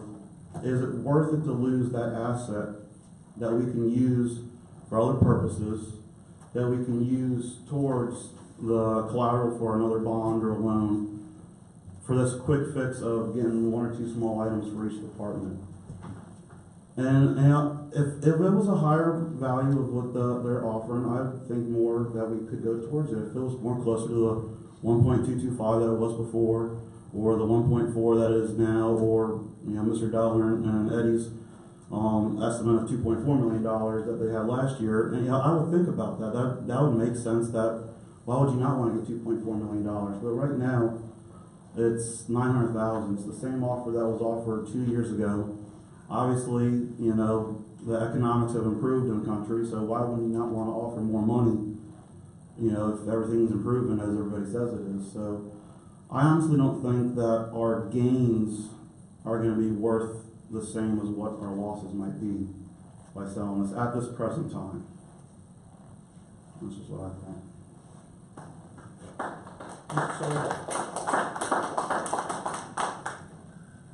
Again, I've expressed my opinion, I think, publicly, but also with the council through emails. And my concern is, we've got I'm not quite sure how we're carrying on the book, whether we're carrying it at a $1.2 million asset or a $2.5 million asset. I'm not sure what we're using it as an asset on the statement. But I have trouble eliminating an asset on the statement of $1,250,000 minimum in order to just obtain, $750,000 for the town, in a sense, whereas the rest goes to the other institutions. And also, in keeping with the original intent of the park, I have trouble not replacing a $1.2 million asset that belongs to the people with another $1.2 million or greater value asset that belongs to the people. The idea that the money will go into the capital improvement fund, to me, is comical, because we stole $300,000 from that this year in order to balance the budget. Several years ago, when the yacht club was sold, there was an account set up that wasn't supposed to be touched except for specific things or what have you, and we have since raided probably 40% of that. We're setting this up to do the exact same thing, and to take a piece of property, or to, not whether it's a piece of property or what, a $1.2 million asset, and eliminate it to pay off $750,000 worth of debt, which is exactly what will happen eventually. Whether we put it in the capital improvement budget or not, it can move right from that to the town budget, which is what it did this year. That to me is the whole problem. The purchase of that from day one, the assignment of that property to the town from day one was to be an asset to the people, and we keep eliminating the assets to the people of the town, and I have no problem voting to sell it if and when something is put in place to address the issues that I'm talking about, replacing the asset and or safeguarding the funds to become a future asset, but not just to dump it in and paying off some debt. Thank you.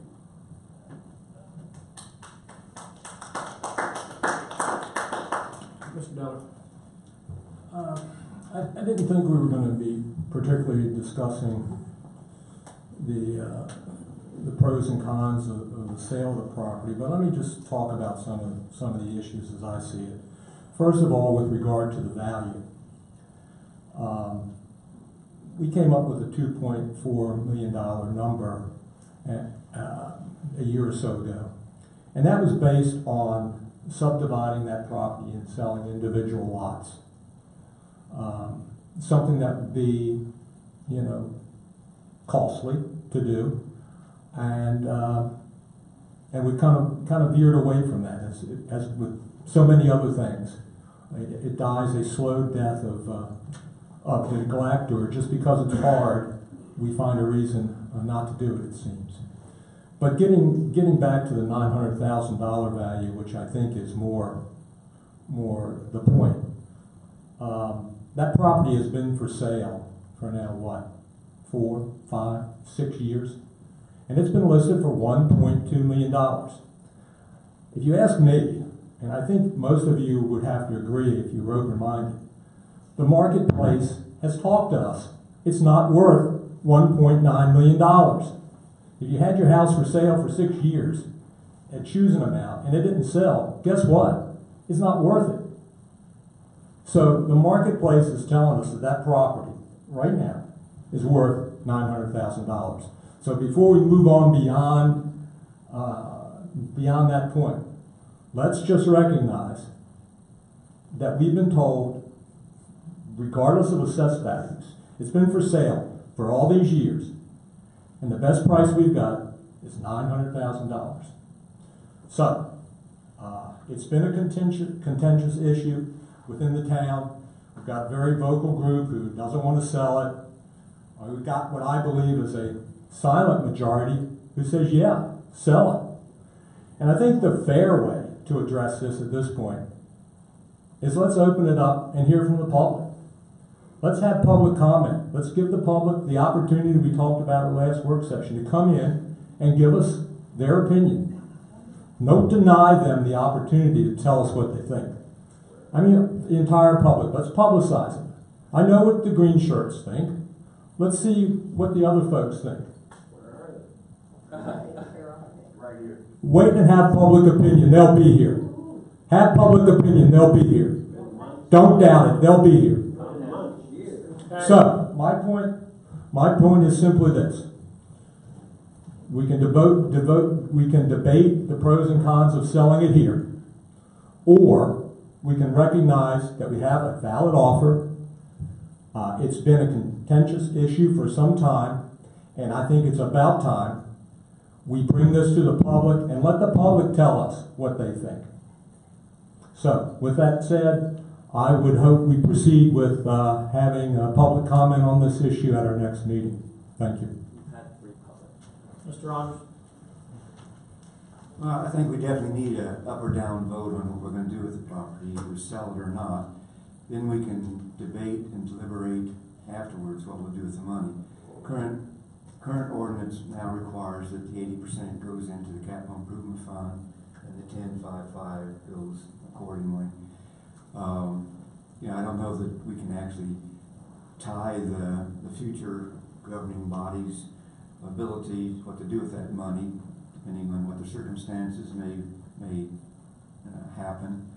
But I don't think what we did a year ago in August to come up with the 765.5 additional appropriation to the schools, that it resulted in raiding or raping the capital improvement fund. It was what we had to do under the circumstances, and it was agreed upon with the majority of the town council members here.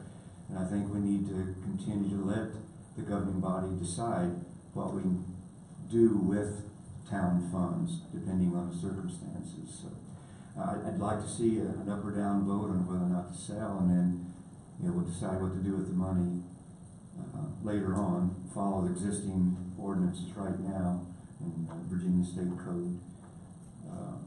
We need to decide whether we're going to sell or not. Mr. Surtees? Just a couple comments. I will remind everybody that the ordinance that we're talking about that does the split only came up when the school properties came up as an issue to sell, to pay that debt for the school and so forth, in a lot of cases.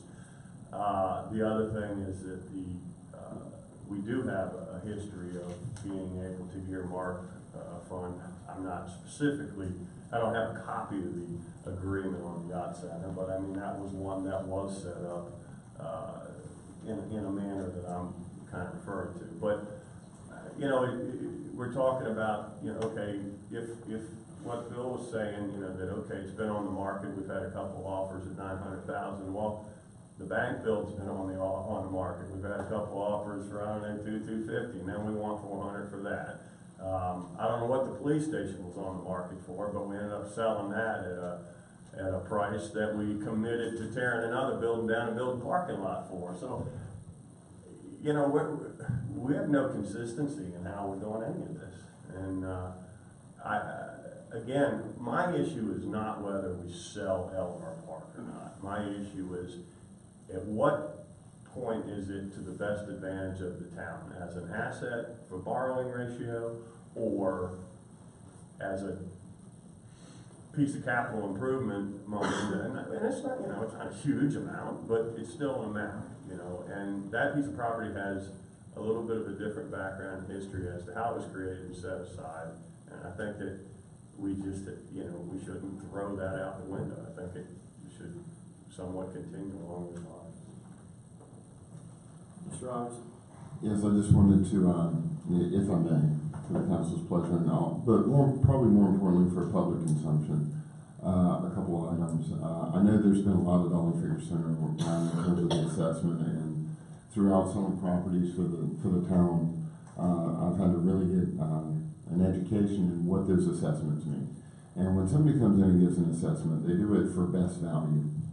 And what that means is they'll look at a piece of property and they determine that, hey, you can maximize your economies, you can get the most money if you do this with the property, and this is what we would recommend you do, is to do this so you get the most amount of money back. Maybe in this case, that 1.2 was 12, 14, 15 lots. But I think there was considerable consideration given, saying that the best use economically might not be the best for Colonial Beach. So the offer that's in place takes that into consideration. And I think that needs to be pointed out. And that's how you get to that $900,000 figure. To where somebody didn't come in and perform no nefarious or draconian offer. They said, hey, look, we recognize that you can maximize gains if you put 12 to 14 lots on there. However, let's go ahead and wait and put 5 or 6 lots, and that would serve the town as a best value for said property. So I just wanted to point that out. That's where your delta in price comes from. The person, the offerer, is considered Colonial Beach, and I don't think everybody in that industry does. So that's something I want to point out. The second thing I want to point out is we throw these figures out arbitrarily. Hey, it's only $20,000, and I agree with Mr. Aldridge's assessment. I think on 5 or 6 lots, probably $20,000 or $30,000 a year. But let me tell you the magnitude of that $20,000 or $30,000. Yes, we're all aware that we had to raise taxes. I have staff working on computers that are 15 years old. They are literally breaking down every week. I have one individual that has waited 3 weeks to get a computer because our procurement cards haven't come in yet, and we're having to go through the correct avenues. But I could literally replace 15-year-old computers, 50% of town staff in 1 year, with that money that would come off residual real estate. That's massive. So just take those types of things into consideration when we talk about these dollar figures. They do make a difference. I fight for every single dollar we bring in revenue. $20,000 is a lot. And I would expect that if we were in contract negotiations, we would go after that $20,000 and we would consider it that way. And I think this deserves the same type of scrutiny, to where it will make a difference. And that's really all I want to say to put things in perspective. Thank you. I would just like to say that unfortunately, I agree with a lot of what's said by everyone up here. I agree with what Mr. Aldridge said. I agree with what Mr. Sergi said. I agree with what Mr. Deller said about you know, the property being for sale for $1.2 million, and it's been for sale for 4, 5, 6 years. I will say this, and when I ran for council, I ran on a platform that I didn't think that the town needed to sell any property, any green space, until we sold properties that were currently town owned, and I mean physical properties, physical buildings, and got businesses into those buildings. Or you take the Klotz building into consideration. You know, that was a building that we couldn't sell it. It was ready to fall down. So I agree with what Mr. Deller says. We need to take it to the public. We voted in our last meeting that we were going to have a public hearing. I think we need to move forward with that. I think that we need to. I agree with what Mr. Rogers said. We need to put this thing to bed. If the vote comes up in the next meeting that we're gonna sell or we're not gonna sell, if it comes up that we're not gonna sell, then I think we need to utilize that property. I think we need to put something there for the town folks to use, instead of it being an open space, with no trespassing signs, where people are afraid to go walk their dog or exercise on it. So that's where I stand. And so I guess, if there's not any other comment, then I think we'll move on to the next item on the agenda. And again, we've already put the public hearing into place for our next regular meeting. Mr. Deller? Is that the case? Are we teed up to announce the public hearing? We voted in our last meeting that we were going I to just wanted to make sure we were ready to go with that announcement. Next item on the agenda, new business, resolution 3618 authorizes reorganization of the Department of Planning and Community Development. Mr. Alders? No comment. Mr. Serby? Again, I think spearheads that a little bit. It really gets us more in line with kind of how the code and everything is really written. So I think we can Mr. Deller? Well, as usual, I don't get it. I'm sorry, I just don't get it. We're gonna have, as I understand it, one department with 2 people in it, and one department with 2 people in it, reporting to the same one department head. I mean, it just doesn't make organizational sense to me. I mean, here we should be looking at ways, and I'm sure we are, look at ways to cross-train and incorporate people in that office into one team, and instead we're building what is essentially organizational silos. I mean, what are we doing? I mean, that doesn't make sense. Somebody explain to me why we are doing this. Because you can't cross-train the building official and the zoning administrator. They're 2 distinctly separate roles and functions under the state law. Okay, we're talking about position, that's fine. I mean, that's Okay, that's fine. You know, Why do you need a department for one person? I'll give you all the codes you read it. I'm just following what the intent of the code of the Code of Virginia is, and the building code is. That's it. You know, again, when I ran for office, I ran on the fact that my focus was to try to get our town to start following the code and to get things done properly. Instead, we just continue to want to ad-lib and, well, because it makes sense. Well, I don't care if it makes sense or not. The code's what tells us what to do. And if I could just, it's very clear. We don't go and put, anybody in the treasurer and accounting office underneath public works. I mean, the bottom line, these are very 2 distinctly different things. What some municipalities do is they put it under the umbrella of land use, and it's zoning, and it's the building department, but they are totally separate functions. And I guess the reason why I'm so adamant about this is in the past, I believe we've had a tremendous amount of problems with staff, prior staff, overstepping their role, mainly the zoning administrator, into areas of building department and building code that he had no right being involved in, and he created a tremendous amount of problems for the town. That can't happen, and we're trying to do this right. For 10 years, we had our building department screwed up. We had an uncertified building official. We don't know the liability that might climb out from under a tree on us on that for the past 10 years. And we had zoning administrators who thought that they ran the world in the town, and that wasn't the case. You've got to do this separately. It's very clear, and one is not over the other, and they are distinctly separate. And if any department in our government is really defined as separate in the Code of Virginia and the building and in the building code, it's our zoning and building officials. I'm just trying to, again, get us in line with the way it's supposed to be done.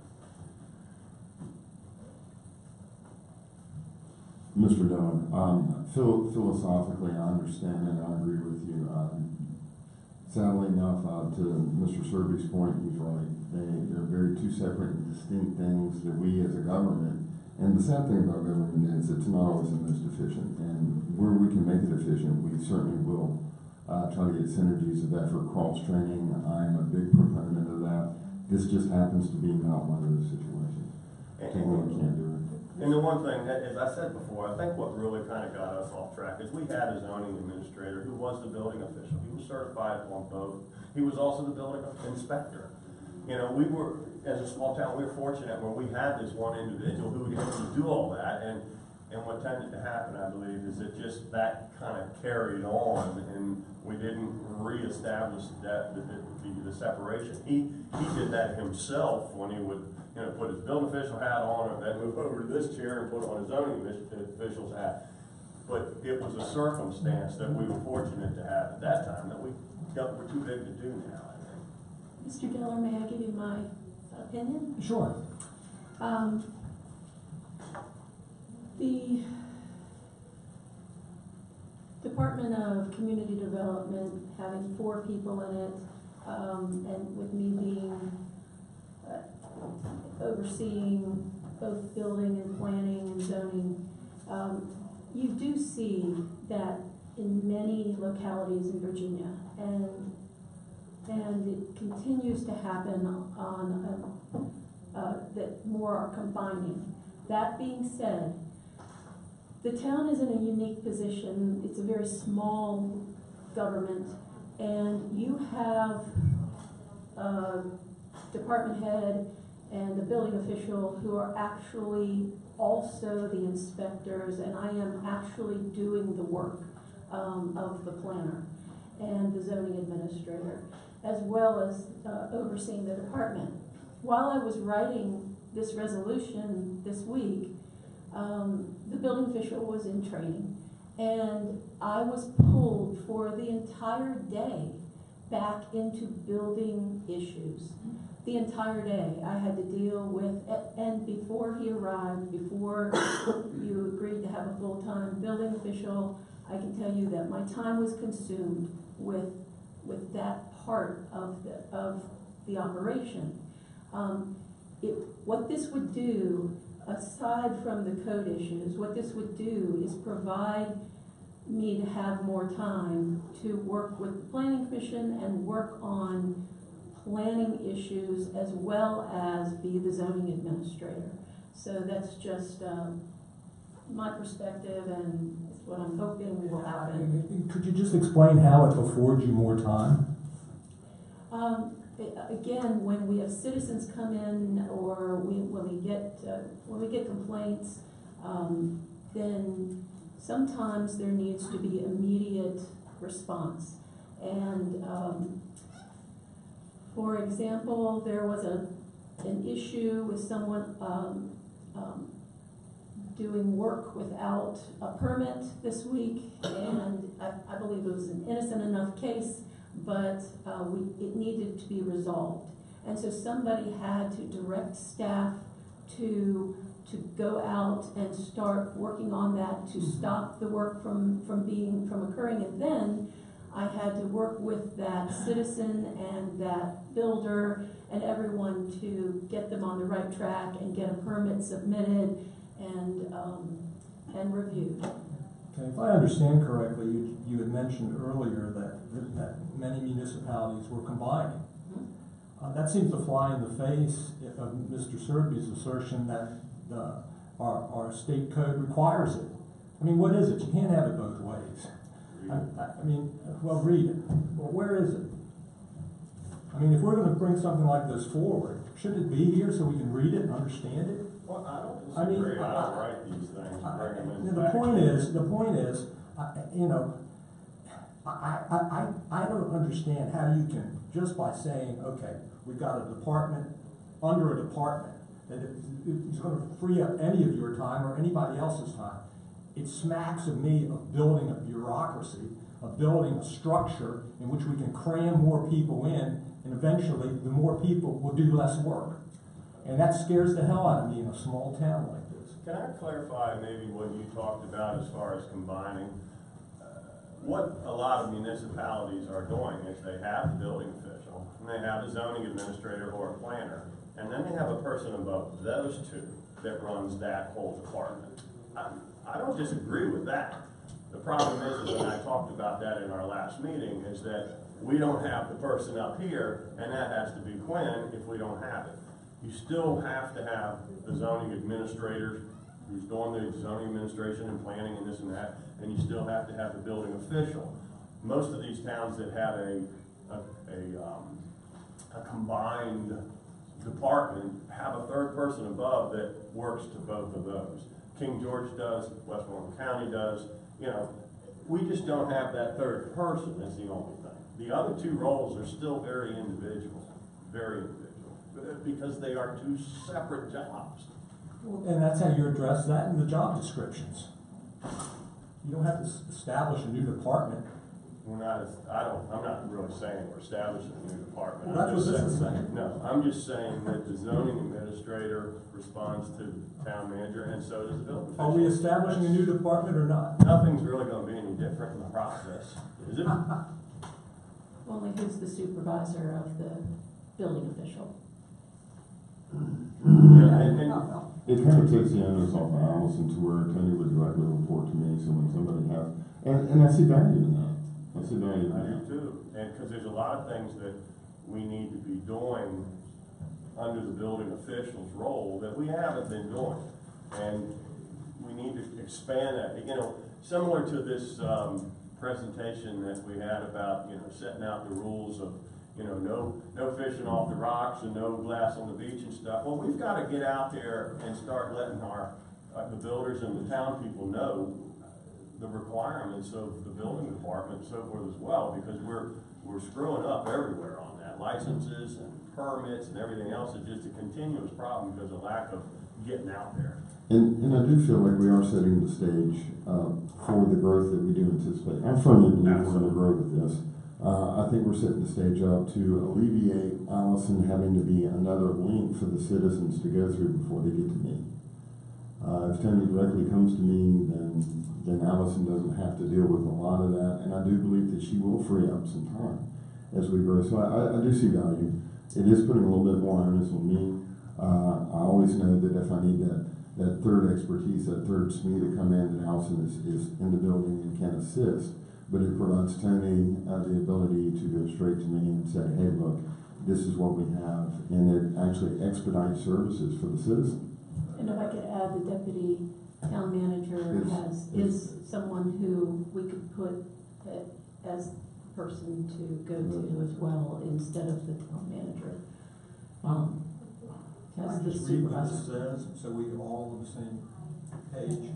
Because what this says is the far Hold on just a second, Mr. Geller. Yes, sir. Because what was just said is I agree with Mr. Serby. I've talked with Quinn. I haven't talked with Steve about it, but I understand what they're trying to do here. But I want to back up on that. You know, we're trying to split two departments here, and I want to bring up something that was just said, and that was the fact of we're going to split two departments. We're going to create two departments, but we made Rob the deputy town manager. How long ago, Rob? 7 months. 7 months. Yeah, approximately 7.5 months. Have we updated your job description? None that I'm aware of as one being approved. You know, my question is why are we going to put more onus on the town manager when, like Allison said, maybe Tony can fall under Rob? Why are we going to load everything on Quinn's plate when we've got a deputy town manager who we don't even have a job description for? And I don't disagree with that. I guess my thought was, my feeling was it was Quinn's responsibility to decide what he wanted to delegate to the assistant town manager. We don't necessarily appoint responsibility to the assistant town manager. He does.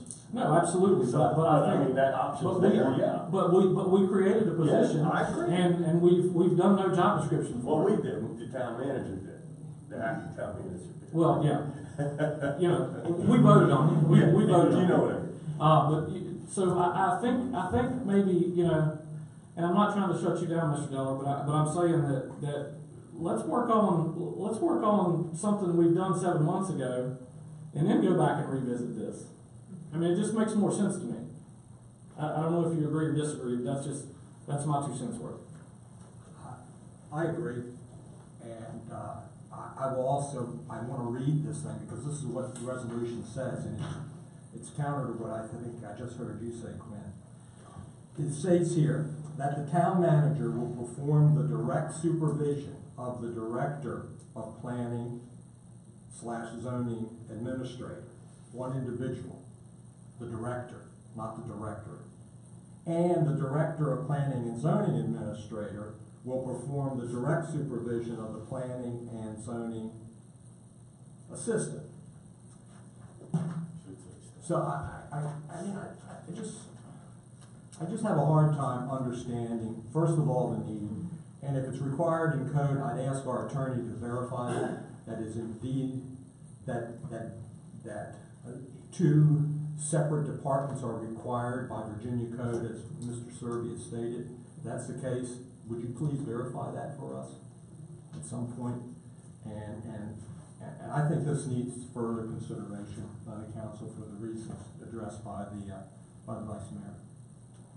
I don't disagree with the way a lot of it's written. I think a lot of our things coming here written are not the way we intend them to be, and we've got to get better at that. But so I do agree that I think that the ordinance as written is probably not perfectly identifying what I believe. And again, we're here in a work session for discussion. Yes, So, that's right. any other discussion?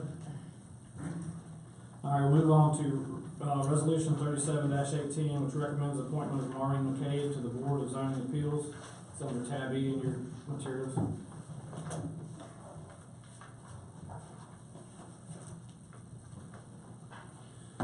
Mr. Alder, discussion. Mr. Servant? No, good to go. Mr. Dillon? No. Mr. Rogers? No. So we're good to go. Move on to status items. Dispatch agreement with Westmoreland County. Mr. Rohr? Thank you. Subsequent to the last work session, I have been working with Mr. Rasavi to make the agreement better. I believe that he and I have done that. He indicated he was going to show it to the county attorney, who at the time had his 4 wisdom teeth removed and was rather incapacitated. So it is my understanding that with the blessing of Mr. Stewart, which I have not heard back on that yet, that the matter will be ready to be brought to council for approval. I tried to make it better. It's not the way I would want it if I were starting from scratch, but I was trying to be responsive to Mr. Rasavi's request to make it so that he didn't have to take it back to the Board of Supervisors. Any questions of Mr. Rohr? We'll move on to Clocks Building. Who's that fall under? Rob? Mr. Vice Mayor. The Clocks Building is scheduled for asbestos testing this next Tuesday, the results of which will determine the final RFP or procurement requirements. So we anticipate there may be some that is scheduled for Tuesday.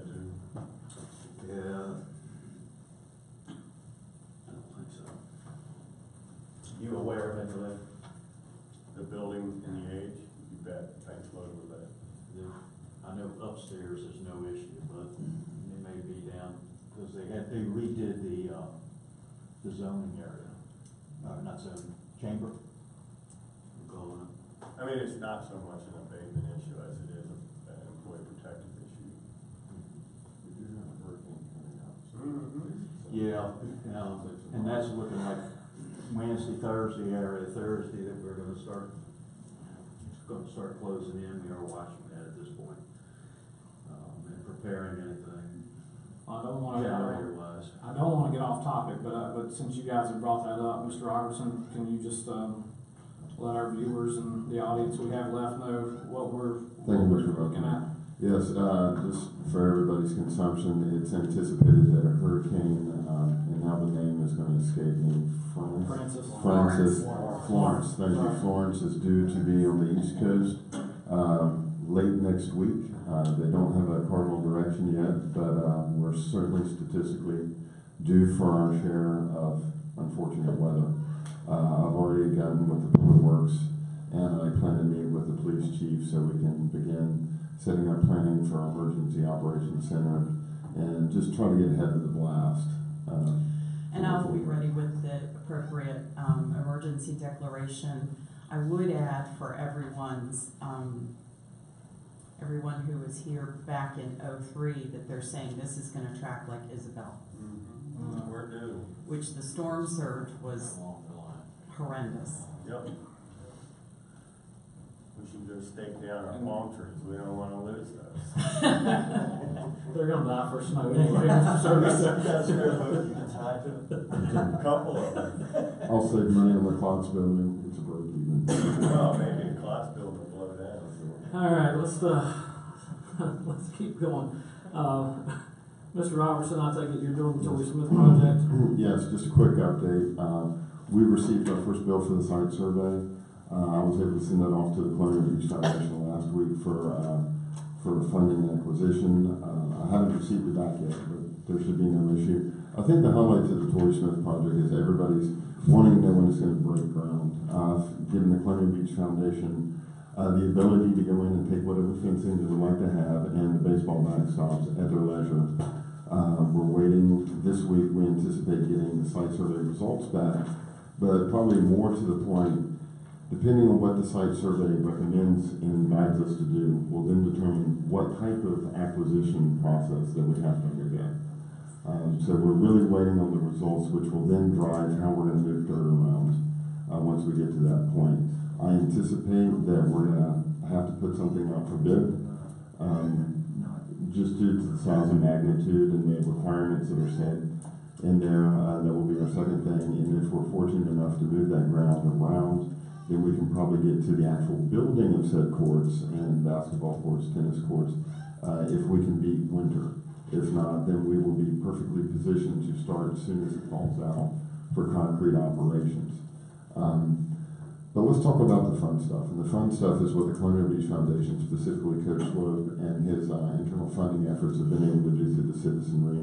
I have on good authority that, and I wish they were here, I would absolutely like to hear this news from them, that they've reached the $100,000 mark. And I think that's fantastic.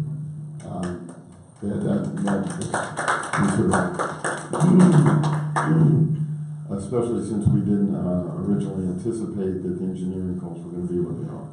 So that's going to help really offset and then keep us in the right direction. So if there's any additional questions, please don't, this is more for the citizens and the council, please reach out to the Colonial Beach Foundation as to where they're at with the funding stream and in terms of procedure analysis of what has to be done or the next steps involving Tory Smith. I can answer that. Barring any questions.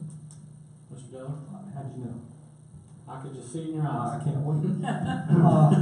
But and Allison can attest to this. At our last planning commission meeting, there were a number of questions that came up regarding the Tory Smith project. It's unfortunate they didn't reach out to me. Go ahead. Well, your staff was there. And it's open to the public. Yeah. So, anyway, I don't want to get bogged down in that. The real question is this, I guess.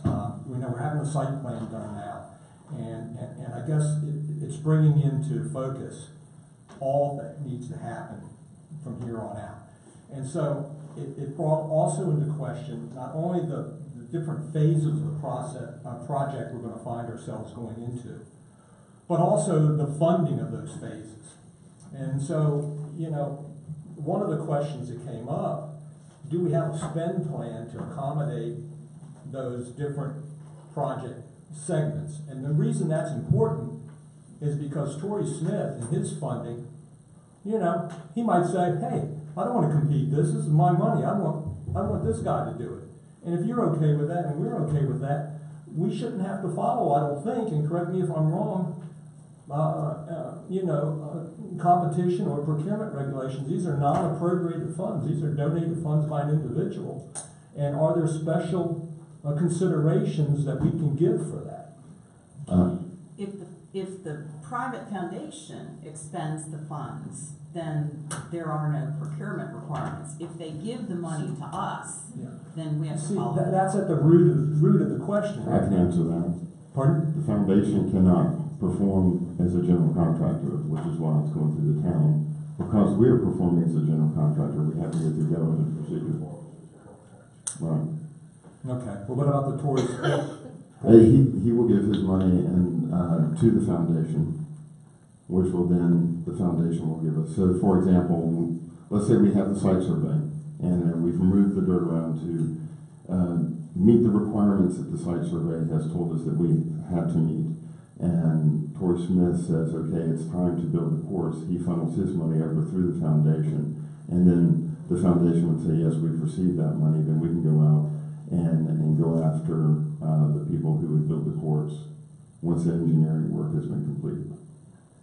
Does that make sense? Yes, I think it does. I just so Torrey Smith's money is going to come to us through the foundation, Correct. versus right directly from Torrey Smith to a contractor that we all agree to Correct. do the building. I believe he's. That seems. Yeah, I believe he's actually going to use. He has his own nonprofit, and I anticipate. I don't know this is fact, but I anticipate his money will be funneled through his nonprofit and then goes over to the The foundation. contracts are gonna be held by the town, Correct.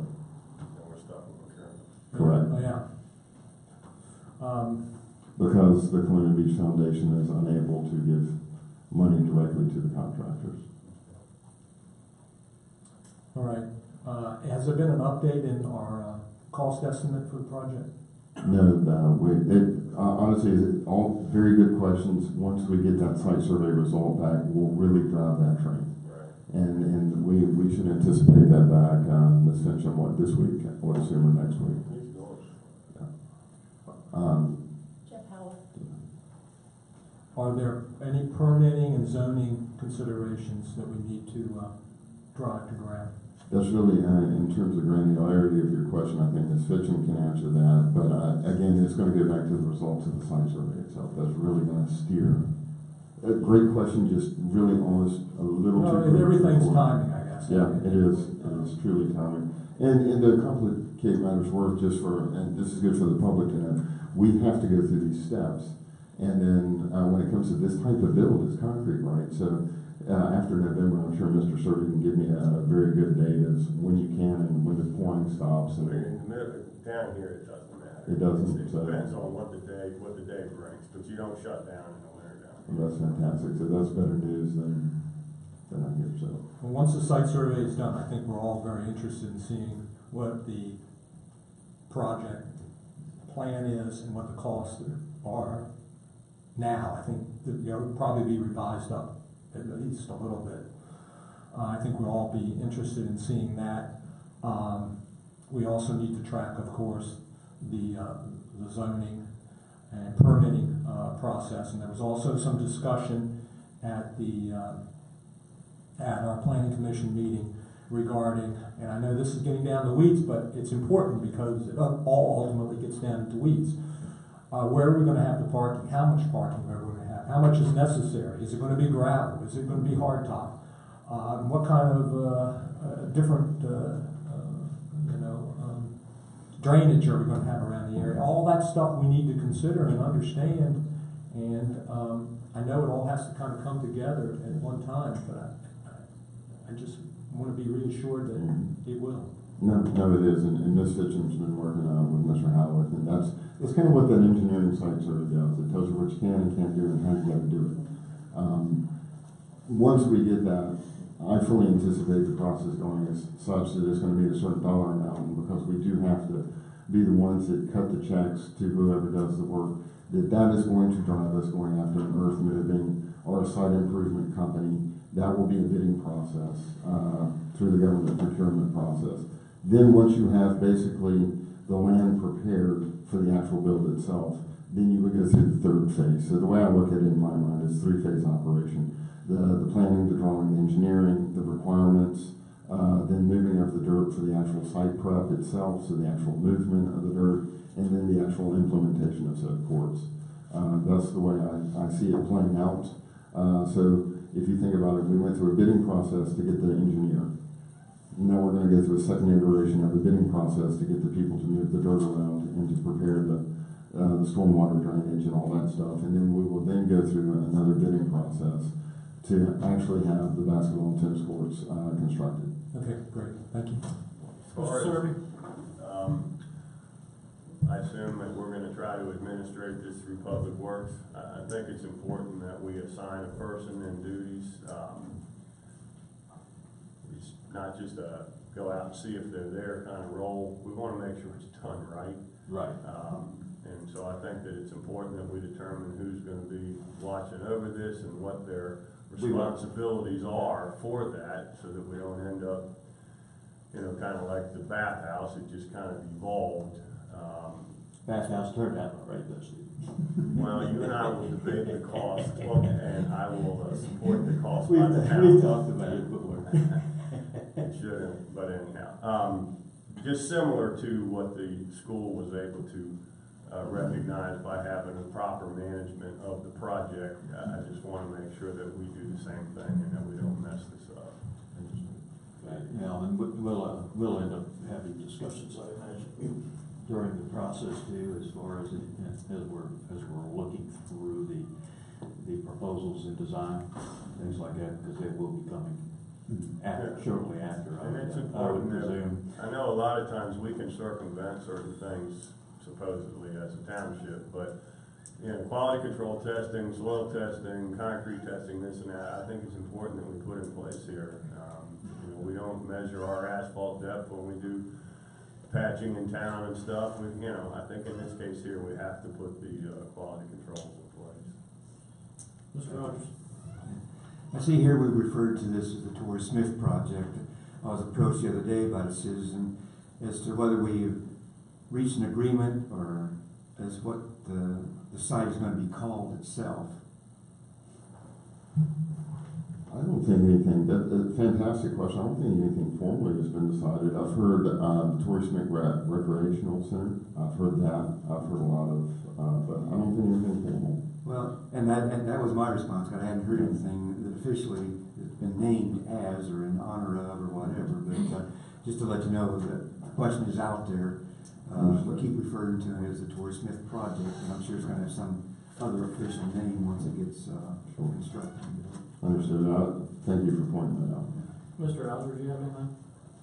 Mr. Hart, I just have one question. You know, we've been dealing with this for quite some time, and when does the council make it official that we're in agreement to all this? Have we taken this to a vote and I missed it? It was presented, and I'll have to go back to the minutes, but it was presented, I want to say April. And it was. I was here for the presentation, and I don't think anybody here is going to disagree that we're not going to do this project. But at one point, do we make it official? This is what we're going to do with this property, and I mean, I know we're still in. I know we've got all this planning going on, but where do we say that yes, we're going to do this and put it in writing? I guess my understanding was in the past that the town manager had the opportunity to select land, you know, in conjunction with staff and planning commission and stuff, uses of land already owned by the town. So I don't know that it was something that we had to vote on. I think we had a consensus. Yeah, we had a consensus, yeah. But I don't think it was a formal requirement. I would think that this board should make that decision and not the town manager. I don't necessarily disagree. I'm just saying there's nothing. I think the reason why it never came up, Vice Mayor, is because the purpose of the property didn't change. It was a rec field before, it's a rec field now. It's technically, because everything's been given to us, it's technically really only an improvement to our internal assets. No, I agree wholeheartedly, and I'm just playing devil's advocate here, and the fact that we're going to take this piece of property that's owned by the town. But I mean, we got people fussing over Elmore Park. We've been dealing with it for 7 years, and it's going to come to a head again. But when have we ever voted that this is what we're going to do with the ball field? In terms of legality, I would defer to legal advice. Is that something that has to be officially? It's an asset. It's an improvement to an asset. We retain the property as a town. I would recommend that the council formally clarify what it would like to do, because in the past, there have been a number of different types of discussions about what to do with that property. And you're correct, it was the last use was as a recreational field.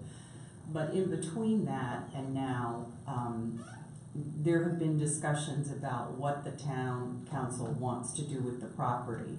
And just for purposes of historical documentation and so that you know the clear direction, I think it would be beneficial to do something formal. And I don't disagree with that. I just think it's important what you said, historic documentation, so on and so forth. It's not a requirement in the law that we pass a resolution or an ordinance for the use of this property. That's my only point. But do we do a resolution supporting the idea and so on and so forth as you know, just a historic, to make sure everybody consensus is had? Yeah, that's that my I don't thought. disagree That's with my that. thought. I think that's fine. But I mean, we haven't done a resolution saying this is what we're gonna do. Right. Clearly, it's Is this not a maybe a requirement proclamation? in order to go forward. Is this maybe a proclamation? No, it would need to be a resolution. And to Andrea's point, I mean, I think it was last zoned as residential. We divided the lots up and had them for sale. So, I mean, I think we changed the zone. I don't know. They definitely carved it up, but Mr. Vice Chair, the planning commission is required to look at conformance with the comprehensive plan on this. I know that doesn't exactly answer your question, but I just wanted to make sure you knew that the planning commission was looking at least whether it is in the comprehensive plan for a park. and I think that once they complete that review, that we get a cover letter from staff with a staff proposal or a recommendation. And we talked about wanting to get back to staff recommendations again, because we had gotten away from those. So I think that we get that, have a resolution with it, put it together. Ms. Schick? Yeah, I just want to clarify the planning commission discussion on the Torrey Smith part was that it really came from the fact that we wanted to get ahead. We didn't want to end up pulling up things like this happened with the school, when the elementary school had to be put over there. We said, we're going to need to have a public hearing on it. Nobody listened to us. And then all of a sudden at the last minute it was like, we need a joint public hearing, and the planning commission approved it. So we were just trying to look forward to getting ahead of those things, and it was recommended by the town attorney 2 months ago, Andrea, I think. Yes, That one of the formalities of the project would be to amend the comp plan to be a little more specific about that property and say what we're going to use it as. And that would formalize it then in the comp plan, justify it. That way when spending happens, you can have that as a backup. You can fall back on that. So that's sort of our formal process. So updating the comp plan to include it and be specific about it would fall right in line with a resolution of the town to name the property for this particular use, whereas we deem it, ball fields, whatever it is. So, there's resolution, I think the comp plan update, there are these formalities, but we should be thinking about those now, because there's no reason for us, I feel there is consensus all across the board and movement that that should just go right ahead. But we were kind of looking for direction to make sure we could move forward with that, because we really don't work on things until we're directed to work on them. So that's kind of where the discussion started, and then there were some questions about how things were developing and how procurement would happen, which are questions public has mostly and wants to see outlined. Staff will coordinate with the town manager. And one more thing that just came to mind, I suspect we'll also have to enter into some type of agreement with Torrey Smith or his foundation, as well as the Colonial Beach Foundation, as to how we intend or how they want those funds spent. They're not just going to give us a check. The check that Torrey Smith would be his nonprofit to another nonprofit. I understand that, So but do we have to enter into an agreement with his nonprofit and the town agreeing to how those funds will be spent? No, I have not been approached. I think we need an agreement, just so we don't get down the road and everybody pull out on us. I think that there needs to be agreements that the funds are there, they're in place, and they're earmarked to come to the town for this payment in a certain manner. I mean, we don't want them, Changing their mind. I mean, come on. Or like Steve said, the money's not there when we go to break ground. Oh, that money. Yeah. We have to. I think that's only good. I'm not trying to badmouth Corey Smith or anybody else, but yeah, definitely we should have some type of agreement that this is what we're gonna do. Might have a bad season. If you'll send me the particulars, the details of the project, I can prepare an agreement. Okay. Okay. All right, let's move on to, the lease regarding the old police department. Mr. Rod, I know you and I spoke briefly about this last night, so. Yes, the police department has vacated the premises, the keys have been returned, the landlord has inspected the property. The attorney for the landlord is currently on vacation until the 12th, and so we're down to haggling over the money. Okay. Any questions of Ms. Rod? All right, we'll move on to items submitted by council members. Mr. Deller? Yeah, this item that I have here, it's in regard to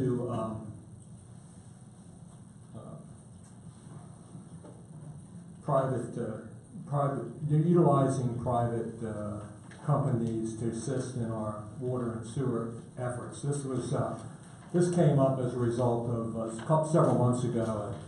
The mayor requested that I find some positive articles on where private organizations have helped the public municipalities with the water supply, some positive article. And I tell you, when you go out there and look this stuff up, there's all kinds of special interests on one side and the other. The best article that I was able to find was from Wharton University, and it kind of outlined the public-private partnerships, what they call a 3P approach, and that can take many forms.